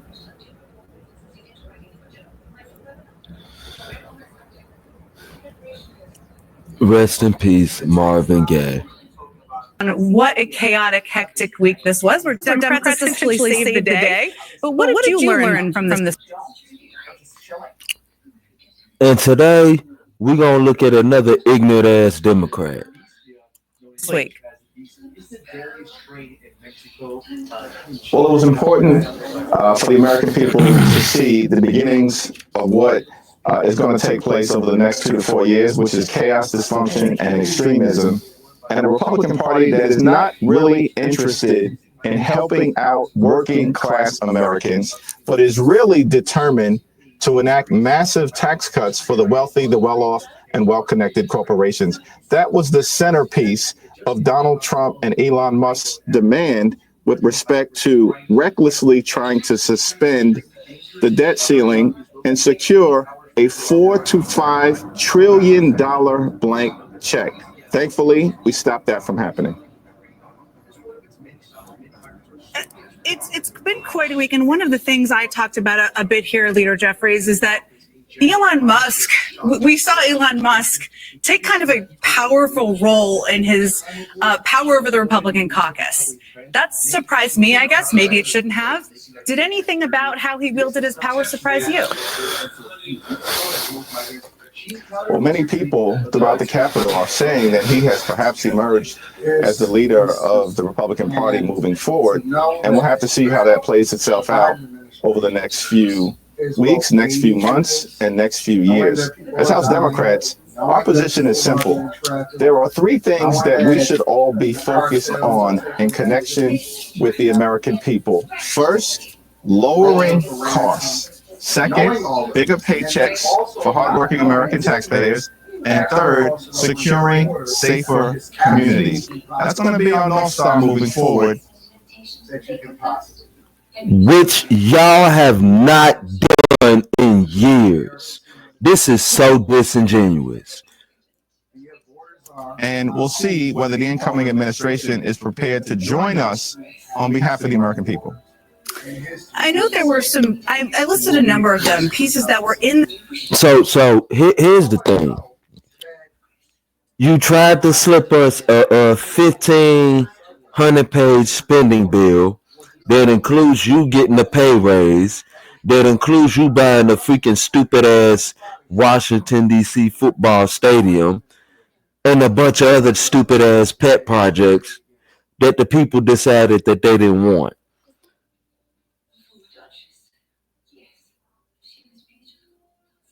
And because it got exposed and rejected, now all of a sudden you don't want to help the Republicans. But you talking about there's going to be nothing but chaos and unfairness. Yeah, that chaos and the unfairness is going to come from your side. It already started. It already started.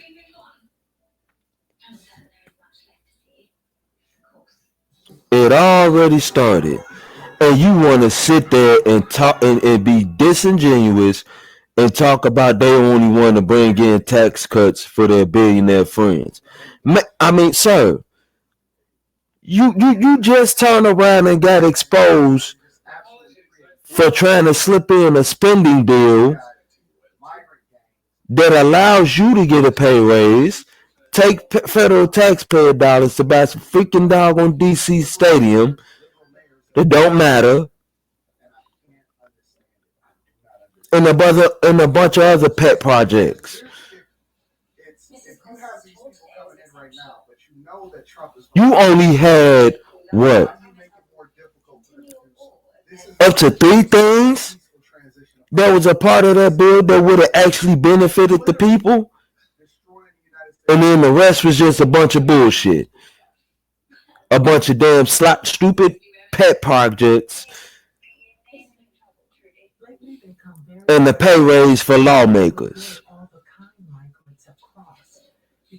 But you want to sit there and be super disingenuous and say they only care about tax cuts for billionaires, for their billionaire friends.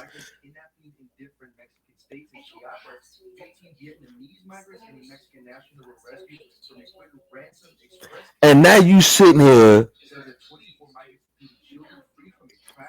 basically saying that they gonna have to pick up the pieces on their own. So it sounds like you're not the one that's for the actual American people. That's what it sounds like. It sounds like you are against the American people.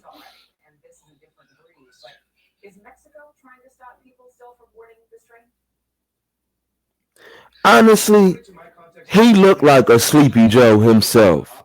I wouldn't be surprised. Stupid stuff coming from him. He looked like a Sleepy Joe himself.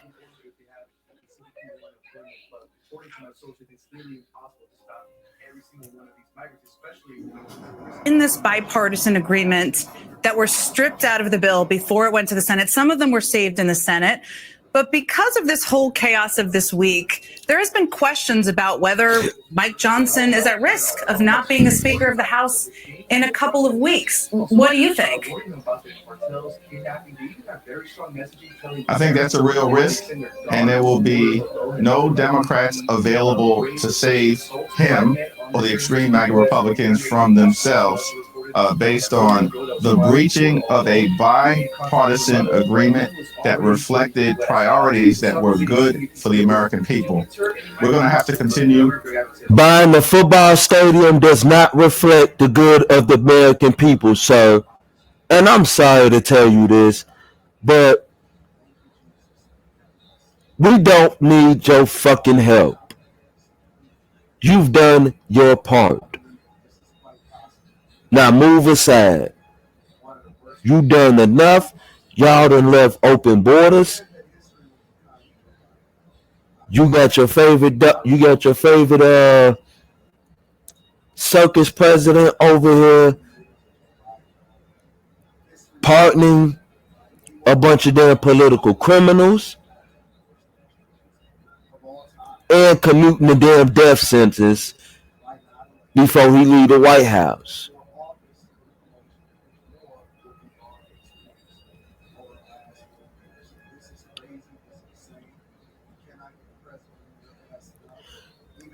Can we please? Let's keep going.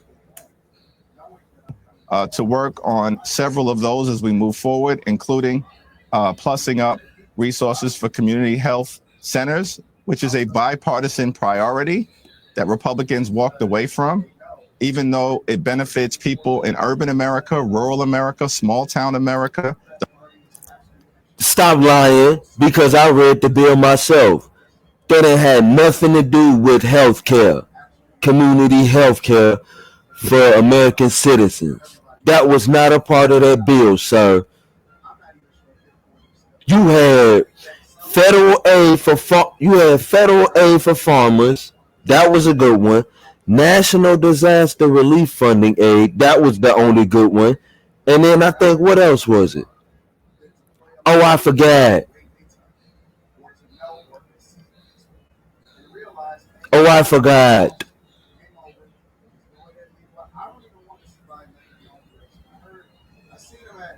The rest of them were fucking trash. Pet projects, a DC football stadium, and a pay raise for lawmakers. Sir, you are a liar.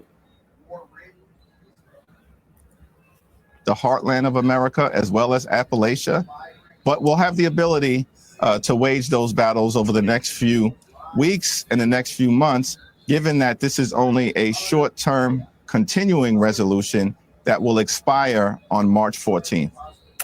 And that means that vote, just for everybody paying attention at home, is going to come up again. There's going to be a need to raise the debt limit to keep the government funding.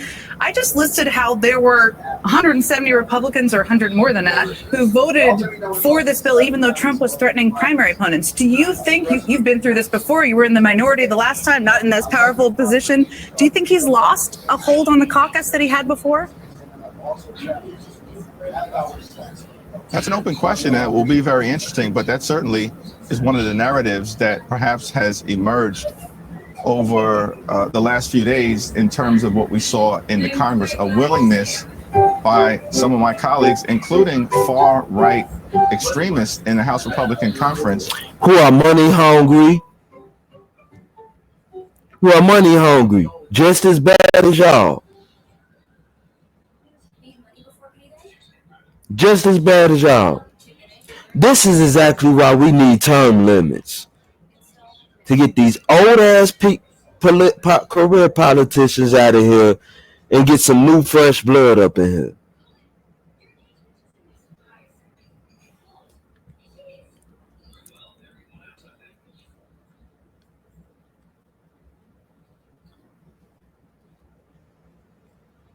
To defy Donald Trump around the debt ceiling in particular, which means that notwithstanding their plan to stick the American people with trillions of dollars of debt in order to jam tax cuts down the throats of the American people, in part by cutting Social Security and Medicare benefits, that Democrats will remain united in pushing back against that. And Donald Trump is going to have to find the votes for that reckless scheme amongst House Republicans and House Republicans alone. Is there anything from navigating being in the minority during a first term that you're applying now as leader of the caucus? It's important for us to stay calm, stay present at all times, because the margin is going to be extremely narrow during the first 100 days of the new administration. You can almost tell he read that. He reading off a damn script.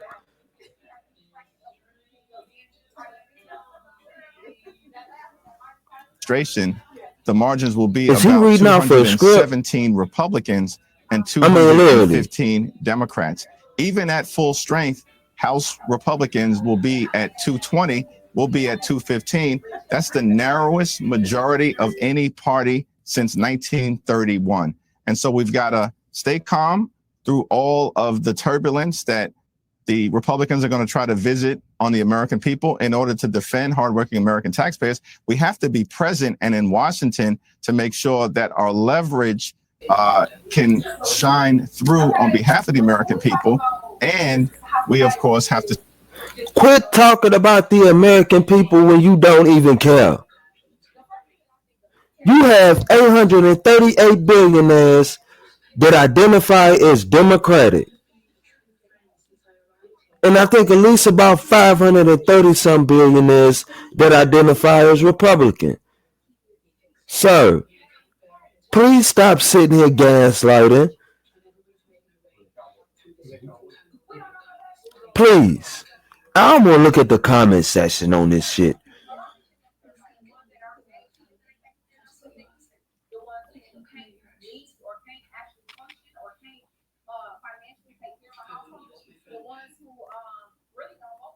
I'll look at the comment section on this shit.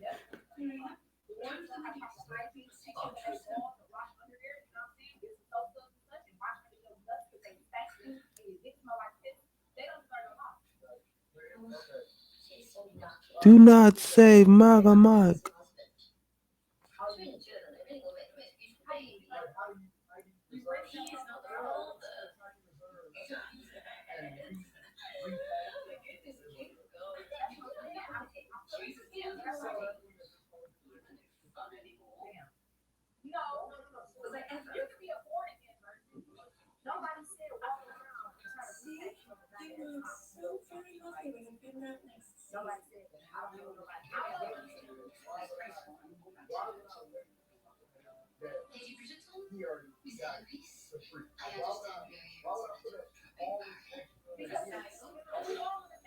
And a bunch of damn liberals.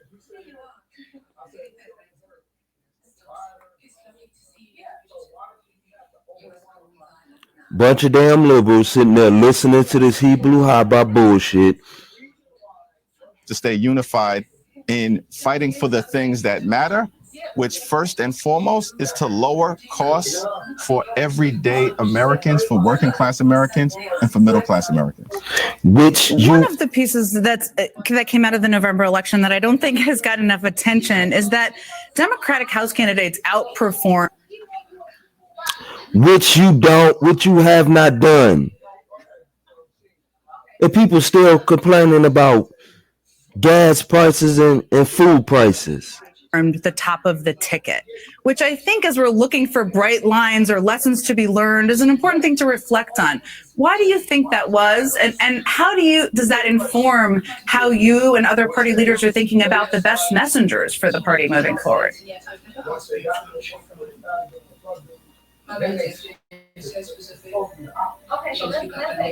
If a man really hated ads, here's what he would do. Day one, he would install Pi on his computer without spending a dime because it's 100.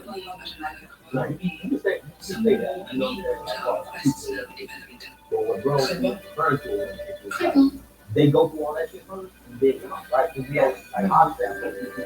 We have incredible members of the House Democratic Caucus who are returning, who are in battleground districts all across the nation, and we're overwhelmingly successful. We have some red to blue candidates who were able to defeat Republicans. In fact, in this most recent election, we flipped a total of 10 Republican-held seats this year, and we were able to hold some tough districts as well. And I think it was in part because all of our members and all of our candidates focused on quality of life issues, lowering gas prices, lowering grocery prices, lowering the cost of housing, which is a challenge that impacts Americans all across the country. And we're able to overcome a national environment that was more adverse than what we expected. It's also important to note, Jen, as you know, that in the last Trump presidency, when the former president took office in January of 2017, there were 241 Republicans and only 194 Democrats. So the margin this time is going to be entirely different. And that's why we're going to fight as hard as we can to deliver real results for the American people and protect the things that matter, like Social Security, Medicare, and of course, a woman's freedom to make her own reproductive health care decisions. I think people are really happy to hear all of those priorities. So you have this new book. I mentioned it at the top. I have it for my kids. It's called The ABCs of Democracy. It's based on the first speech you gave as Democratic leader, which people can pop up and find. We'll repost it too. When you went letter by letter through the alphabet, I'm sure that took planning, to talk about what the Democratic Party stands for. It's quite relevant now. It was a memorable speech, but tell us what you hope young people get out of this book. Well, it's an illustrated book for people of all ages, and certainly I'm hopeful that younger Americans will have an opportunity to process that elections come and elections go, presidents come and presidents go, but there are American values, American institutions, American ideas that have endured over a 248-year period that have made this country the greatest democracy in the history of the world. I was in part inspired by my younger days growing up on Schoolhouse Rock, and just thought that these are principles that we have to continue to bring to life for the next generation of Americans.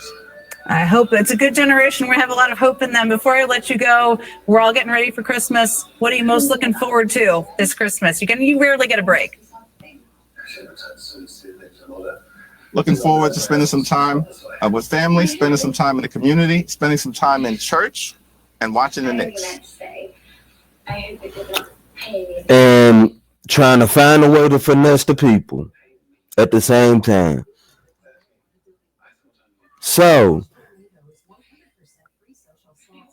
there was something else in there.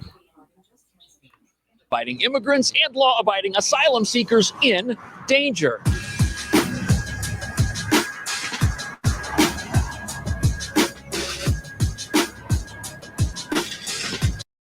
Rise of New York immigrants and allies. We know that our immigrant communities in particular are going to be under attack.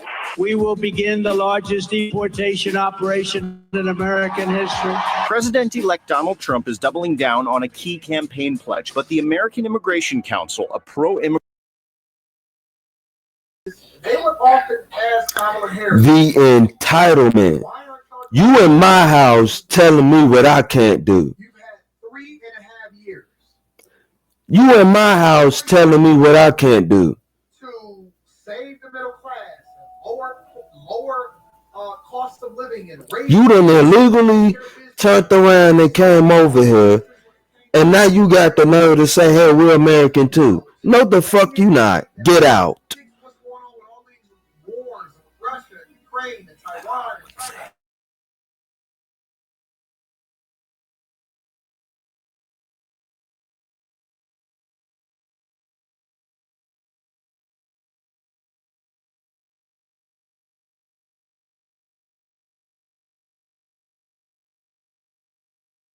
Immigrant advocacy group says if Mr. Trump truly means to deport everyone, there are more than 13 million undocumented people in the United States. As fears of an even larger migrant crisis grow ahead of Inauguration Day, people who have waited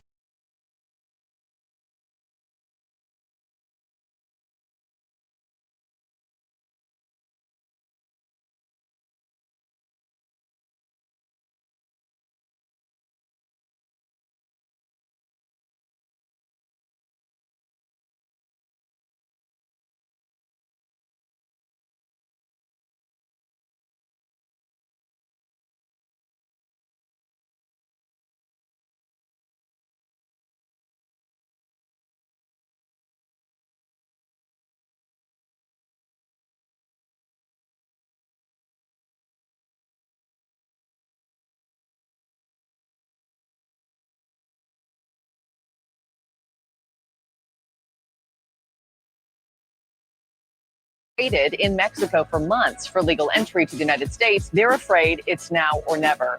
On the flip side, more Latino voters supported Trump in this year's election. I am Latina. I am heartbroken to see so many people voting for Trump. 3 suspects marched in. On the upper right of the screen, the barbershop owner jumps in to intervene. While the recent police crackdown on Roosevelt Avenue sparked pushback from migrant advocates, the barbershop owner says he wants more police.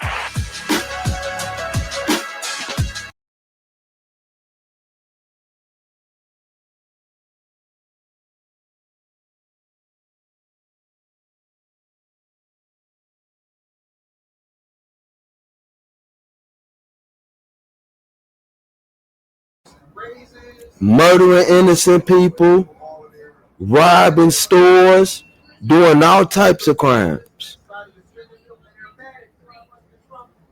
And you Democrats is in there protecting them.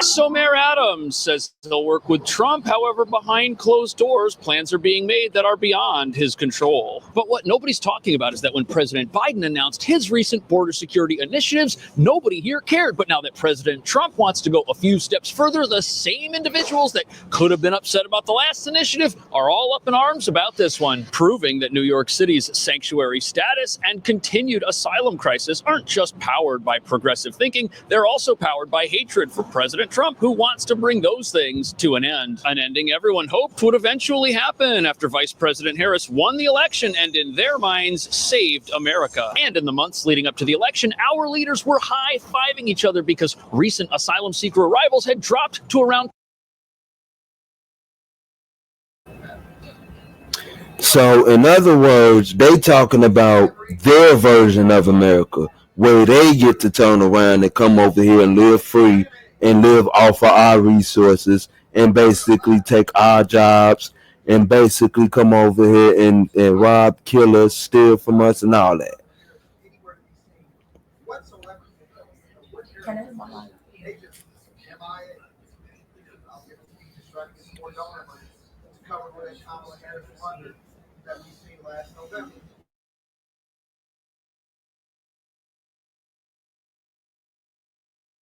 Around 2,800 people per month as a result of President Biden's executive border actions. And yes, 2,800 people a month is still a lot, but it's much lower than the 16,000 a month who were coming here earlier this year thanks to the help of Texas. And this reduction in new arrivals led to the first reductions in asylees the city's caring for, 60,000 of whom still live in shelters, a number that could drop even lower if Donald Trump's deportations end up removing dangerous criminals and gang members from these locations where our officials know they're residing. And that brings us to the real reason why.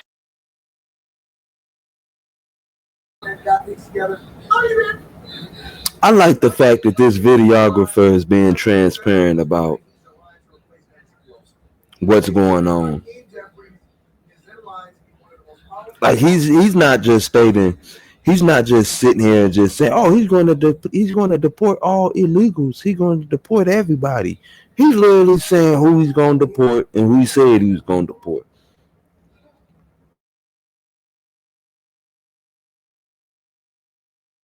Why New York City is gearing up to fight President Trump's new immigration plans with everything it's got. This isn't just a sanctuary city. It's also a sanctuary city with soft on crime laws that typically releases dangerous criminals after they rob and assault others. Here, people who commit crime aren't viewed as crooks. Oh no, they're just victims of an unfair society, which is why our society refuses to lock them up. And even though President Trump's plans dictate priority arrests of the gang members and criminals and terror watch list suspects who've escaped into the country, those are the very people our leaders and activists end up defending when they say they're going to double down on sanctuary city policies in the name of protecting all immigrants, no matter who they are or what they may have done in the past. But as you're about to see, the idea that nobody should ever be deported, ever, for any reason, just puts the law-abiding immigrants and law-abiding asylum seekers in danger.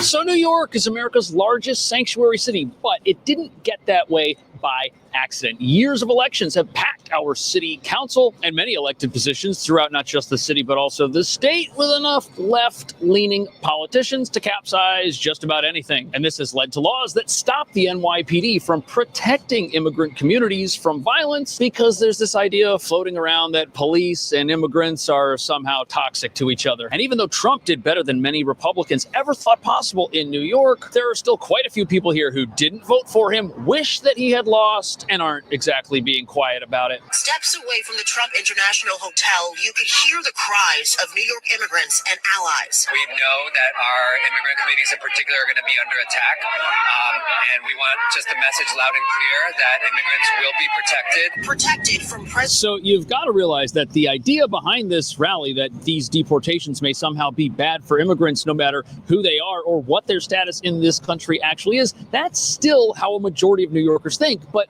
this rally is based on a premise that stuff's going to happen, which can't. And the first point brought up is that immigrant communities are somehow under attack because Donald Trump won. But what immigrant communities are they talking about? Because in the last election, immigrant communities here voted redder than they ever have in recent memory. And how can it be possible that the anti-immigrant candidate, if that's what Donald Trump really was, did better with immigrants than any Republican has in a long time? People vote in their best interest, after all, and certainly immigrant communities wouldn't elect someone who they thought was going to remove them in mass from the country on his first day in office. That just doesn't make any sense. Also, it's worth mentioning that asylum seekers, they've now got the legal right to reside in this country as their asylum case plays out. So it can't possibly be them who Trump is after and is going to round up when they've got permission to be here. And Donald Trump's new border czar has given many interviews telling us exactly who he's going to prioritize. And they are specifically going to be looking for people who are criminals, people who are gang members, and folks who are on terror watch lists. Not families, not green card holders,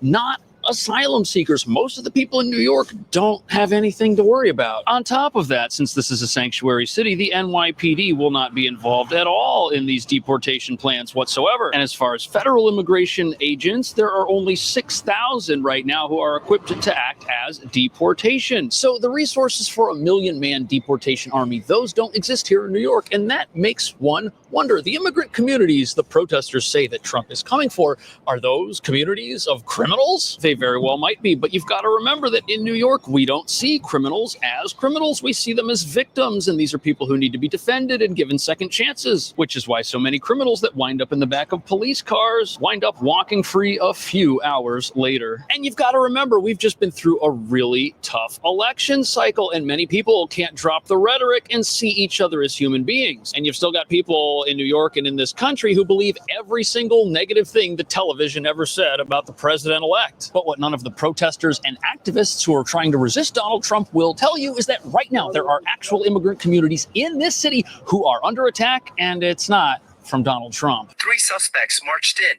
On the upper right of the screen, the barbershop owner jumps in to intervene, trying to get the suspects out of his shop. They believe the shooting was gang-related, and in particular, they say gang members from newly arrived migrants in New York. That's the latest from here at Corona Plaza. So it was kind of hard to hear at the end there, but the people at the barbershop that was raided by gang members, they believe that those gang members were of Tren de Aragua, the Venezuelan gang that was started in a prison. And this incident took place in a part of town that this gang has been operating openly in, packing the sidewalks and streets of Queens with illegal businesses. A New York Post investigation reveals that much of what is being sold on these sidewalk markets are stolen goods from places like Home Depot and department stores like Macy's. And when you realize that this gang specialty is human exploitation, you've got to wonder if the people who are out on a sidewalk on a freezing cold morning prefer to be there, or if they wish they were somewhere else, but were told that this is what they better spend their time doing in service to a criminal organization. This whole thing looks even more suspect when you realize that the people who are selling things are being handed suitcases full of items to offload by men who are unloading a van. And to most people, gangs taking over barbershops, gangs stealing things from local businesses and forcing people to resell those things, that's what a real attack on an immigrant community looks like. It's happening right before our eyes in this very same city, but there aren't the same type of protests against it for some reason. Trump, hear us. We are here and not leaving. We're going to resist, right? And one key way that we're going to resist is we're going to demand that our city and our state step up for immigrant communities. That means making sure they have access to legal services. On the flip side, So if we look at this situation and we take everyone at their word, both the activists and the new border czar, a frightening reality starts to emerge, because these gang members, they're going to be found and they're going to be deported. And the activists are right. Some families may indeed get separated, but only if one one family member happens to be on a terror watch list or a member of a dangerous criminal organization. And there very well may be raids at city-funded asylum shelters, but that's only because gang members happen to be living inside these places and everybody knows it. But once they get caught and arrested, the activists here are already saying that they're going to tell our city to support these very same individuals, possibly providing them with legal services and defending them, which could mean many of the gang members who parents with small children that live in these shelters wish didn't live there may end up coming back. All because activists are so upset that Trump won that they're looking to find anyone who's possibly a threat to him, anyone who he wants to get rid of, and they're going to say, you know what, I'm going to take the side of that person. We should defend them because it might help stop Trump, even if stopping Trump means crime in immigrant communities in New York. Real crime in those communities continues to go in the wrong direction. On the flip side, more Latino voters supported Trump. 46% of Latinos voted for him in 2024 compared to 32% in 2020. I am Latina. I am heartbroken to see so many people voting for Trump and to see them abandon immigrant communities. You know, the only anti-immigrant sentiments I'm hearing here are coming from some of the immigrants who say that they are protesting on behalf of immigrants. There's no room in this protest movement for people who disagree with the protesters. It's crazy, even if many immigrants have a very valid reason, a real reason for doing so. But the reason this is happening is because the people at this protest have no idea how Donald Trump was able to get elected, and they have no idea why people who to them are his mortal enemies would vote for him. But all that can mean is that there must be a real disconnect here from the way the protesters live their lives and from what immigrants in middle-class communities in New York have to put up with on a regular basis in terms of crime and in terms of danger. And if you're experiencing gang-related crime in your neighborhood, who's going to solve that for you? A bunch of protesters with signs that say they hate Trump, or the guy who says that he wants to deport criminals and people that are on watch lists? And why is it that these protesters don't seem to care at all about real gang violence that affects real immigrant communities and is doing it as we speak? Well, in order to answer that question, we're going to have to look at what activists have promised is going to start happening right here in New York after Trump's second term begins.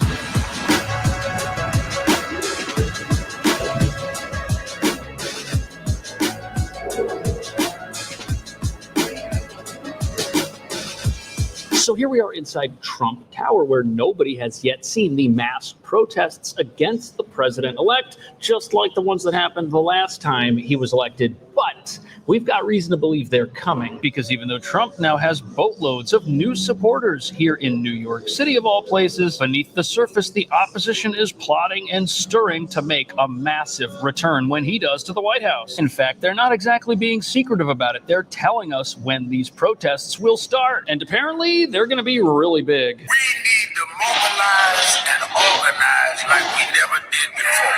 In his first rally since the election, Reverend Al Sharpton discussed the dangers of mass deportation. You can come whatever policy you want, we ain't going back. And this rally here is just the beginning. So the protest industrial complex will soon be here. You heard it right there on NBC. These little tiny rallies, they're just the beginning. Only the real protests are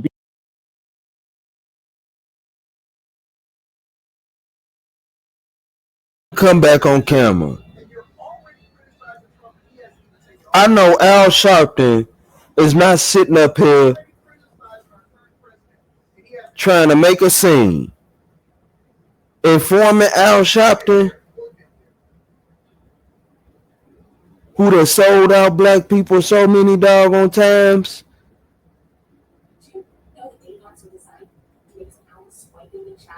This is insane. Al Sharpton need to sit his ass down.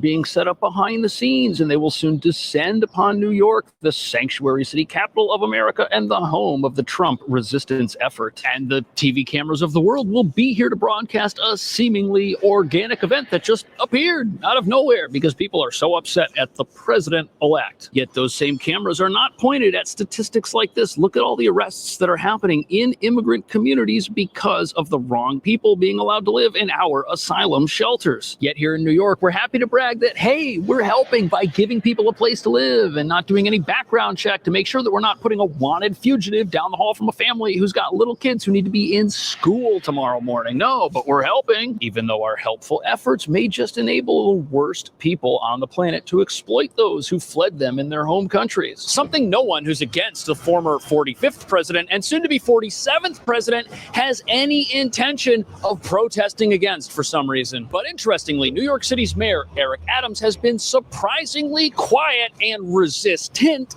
to these growing resistance movements that are basically calling on him to condemn every single one of the people in New York who voted for Trump and Trump himself before he even takes office. But under the weight of the migrant crisis that has strained his administration, Mayor Eric Adams has lamented the lack of cooperation with the feds, especially when it comes to migrants who commit crimes. Adams has been hesitant to criticize President-elect Trump's immigration rhetoric and would not say... So it's important to understand that the laws in New York City are why we have this growing problem of violence targeting immigrant communities that's existed here long before Donald Trump was even a quote-unquote threat to those very same communities. We're a sanctuary city, which means we harbor those who are on the run from the federal government of this country. And we do that based on the idea that federal immigration laws are terrible for America and are unjust and are wrong. But by protesting against those laws and any president that wants to come into office and enforce them here in New York, we've created a situation that's wrong. We've created a situation that's doing damage to our own immigrant communities that we're so worried about protecting. And the most interesting thing about this is the main ingredient that many say has caused the asylum crisis here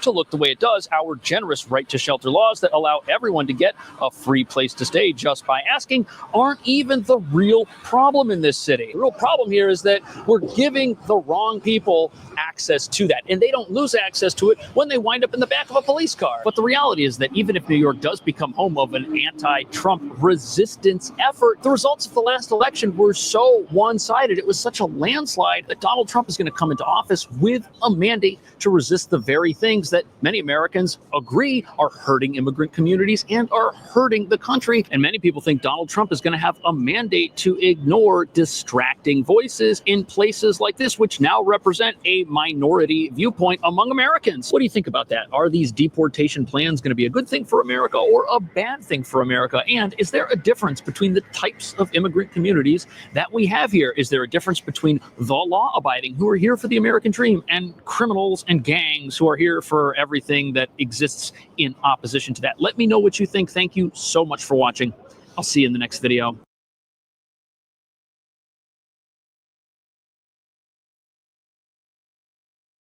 Our garage contains all the seasons at once, making it impossible to get to summer. Not impossible. I have a plan.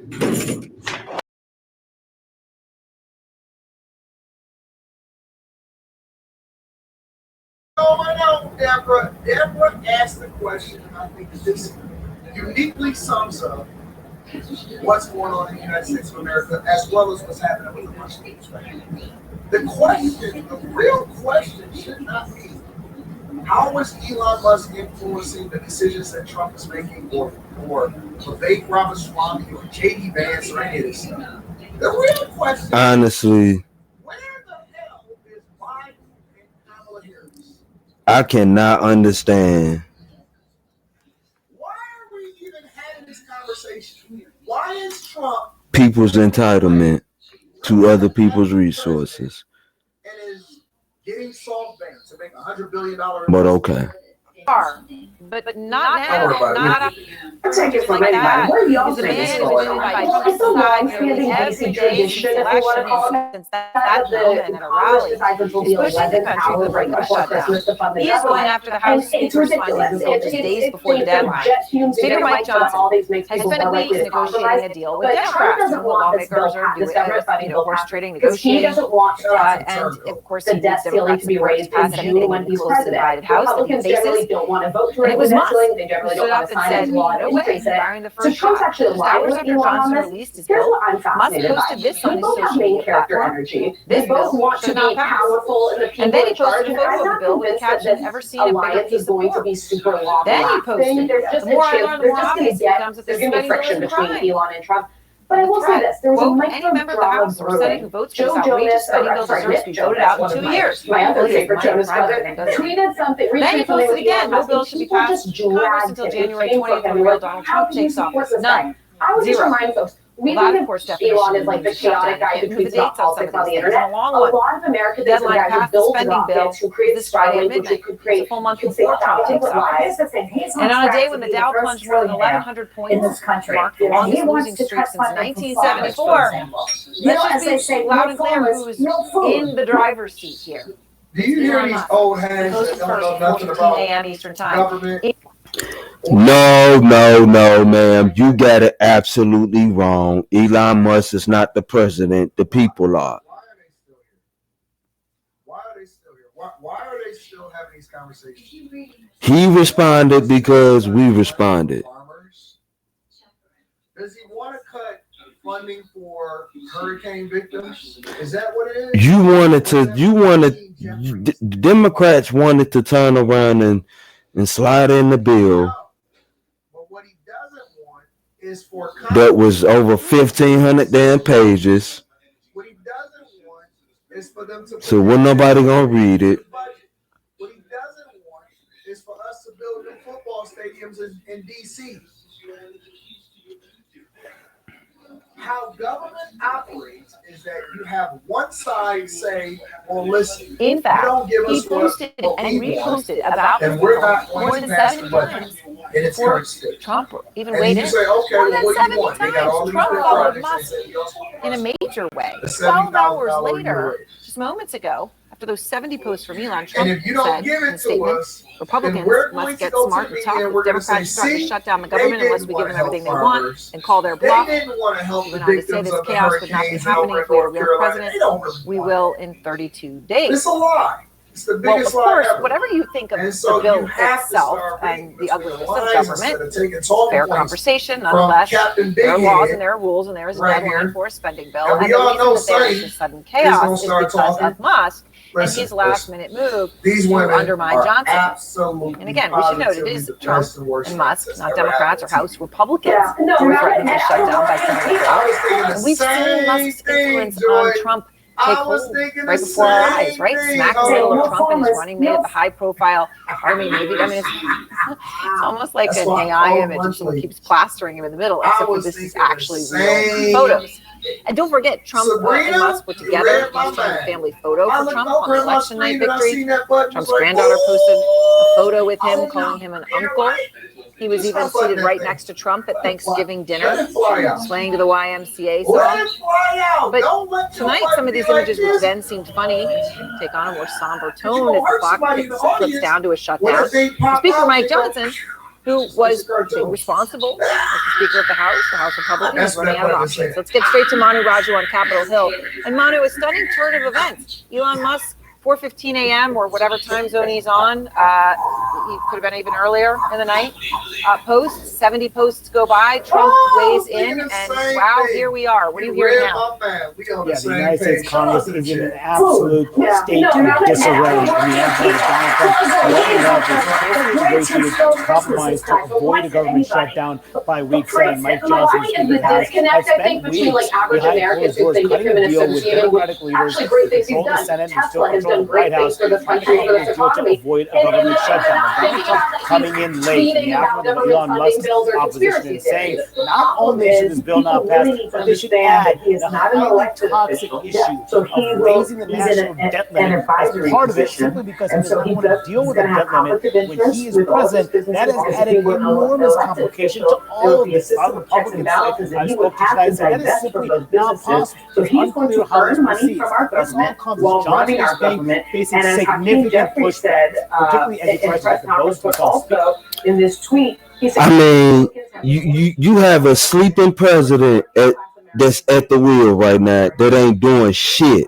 He wasn't even a part of this damn meeting. what you're talking about. They are hurting working people. You want to get on stage? They're hurting their own. Speaker of the House come January 3rd. Some Republicans say he's handling this. There's a reason why they may not vote for him. Hurt by this. The government shuts down. Congress still receives pay, which I think should not stop. I feel like it's not a Google cheat code. This Chrome extension lets you block ads or get ads to watch. Everybody should shut down. Everybody should shut down. Hopefully, the spending bill asked for a raise.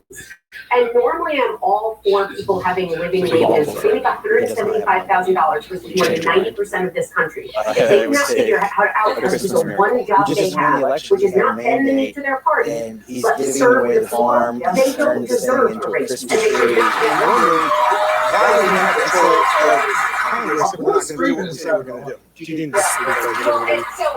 what we just gave in this part, there's a lot of conflicts of interest with I think there's going to be $41.9 billion in federal contract, $1.9 billion in government subsidy. They said. Do y'all know what that means? Honestly, I literally think y'all just gonna end up going back and forth because we know the other side ain't gonna give up. You know they trying to fight to make. You know they trying to fight to make themselves give themselves a pay raise. We know they trying to fight to make sure that they keep our money in their pockets while they do nothing. Honestly, I'm gonna say this is why we need term limits. This is exactly why we need term limits. This is looking at it from a business perspective, from a bunch of ladies that know nothing about business at all. They have talking points that are written for them, and they're told to say it. This is insane, pretty much. But that's been the 2-hour mark. Like, comment, and subscribe. I'll see y'all later.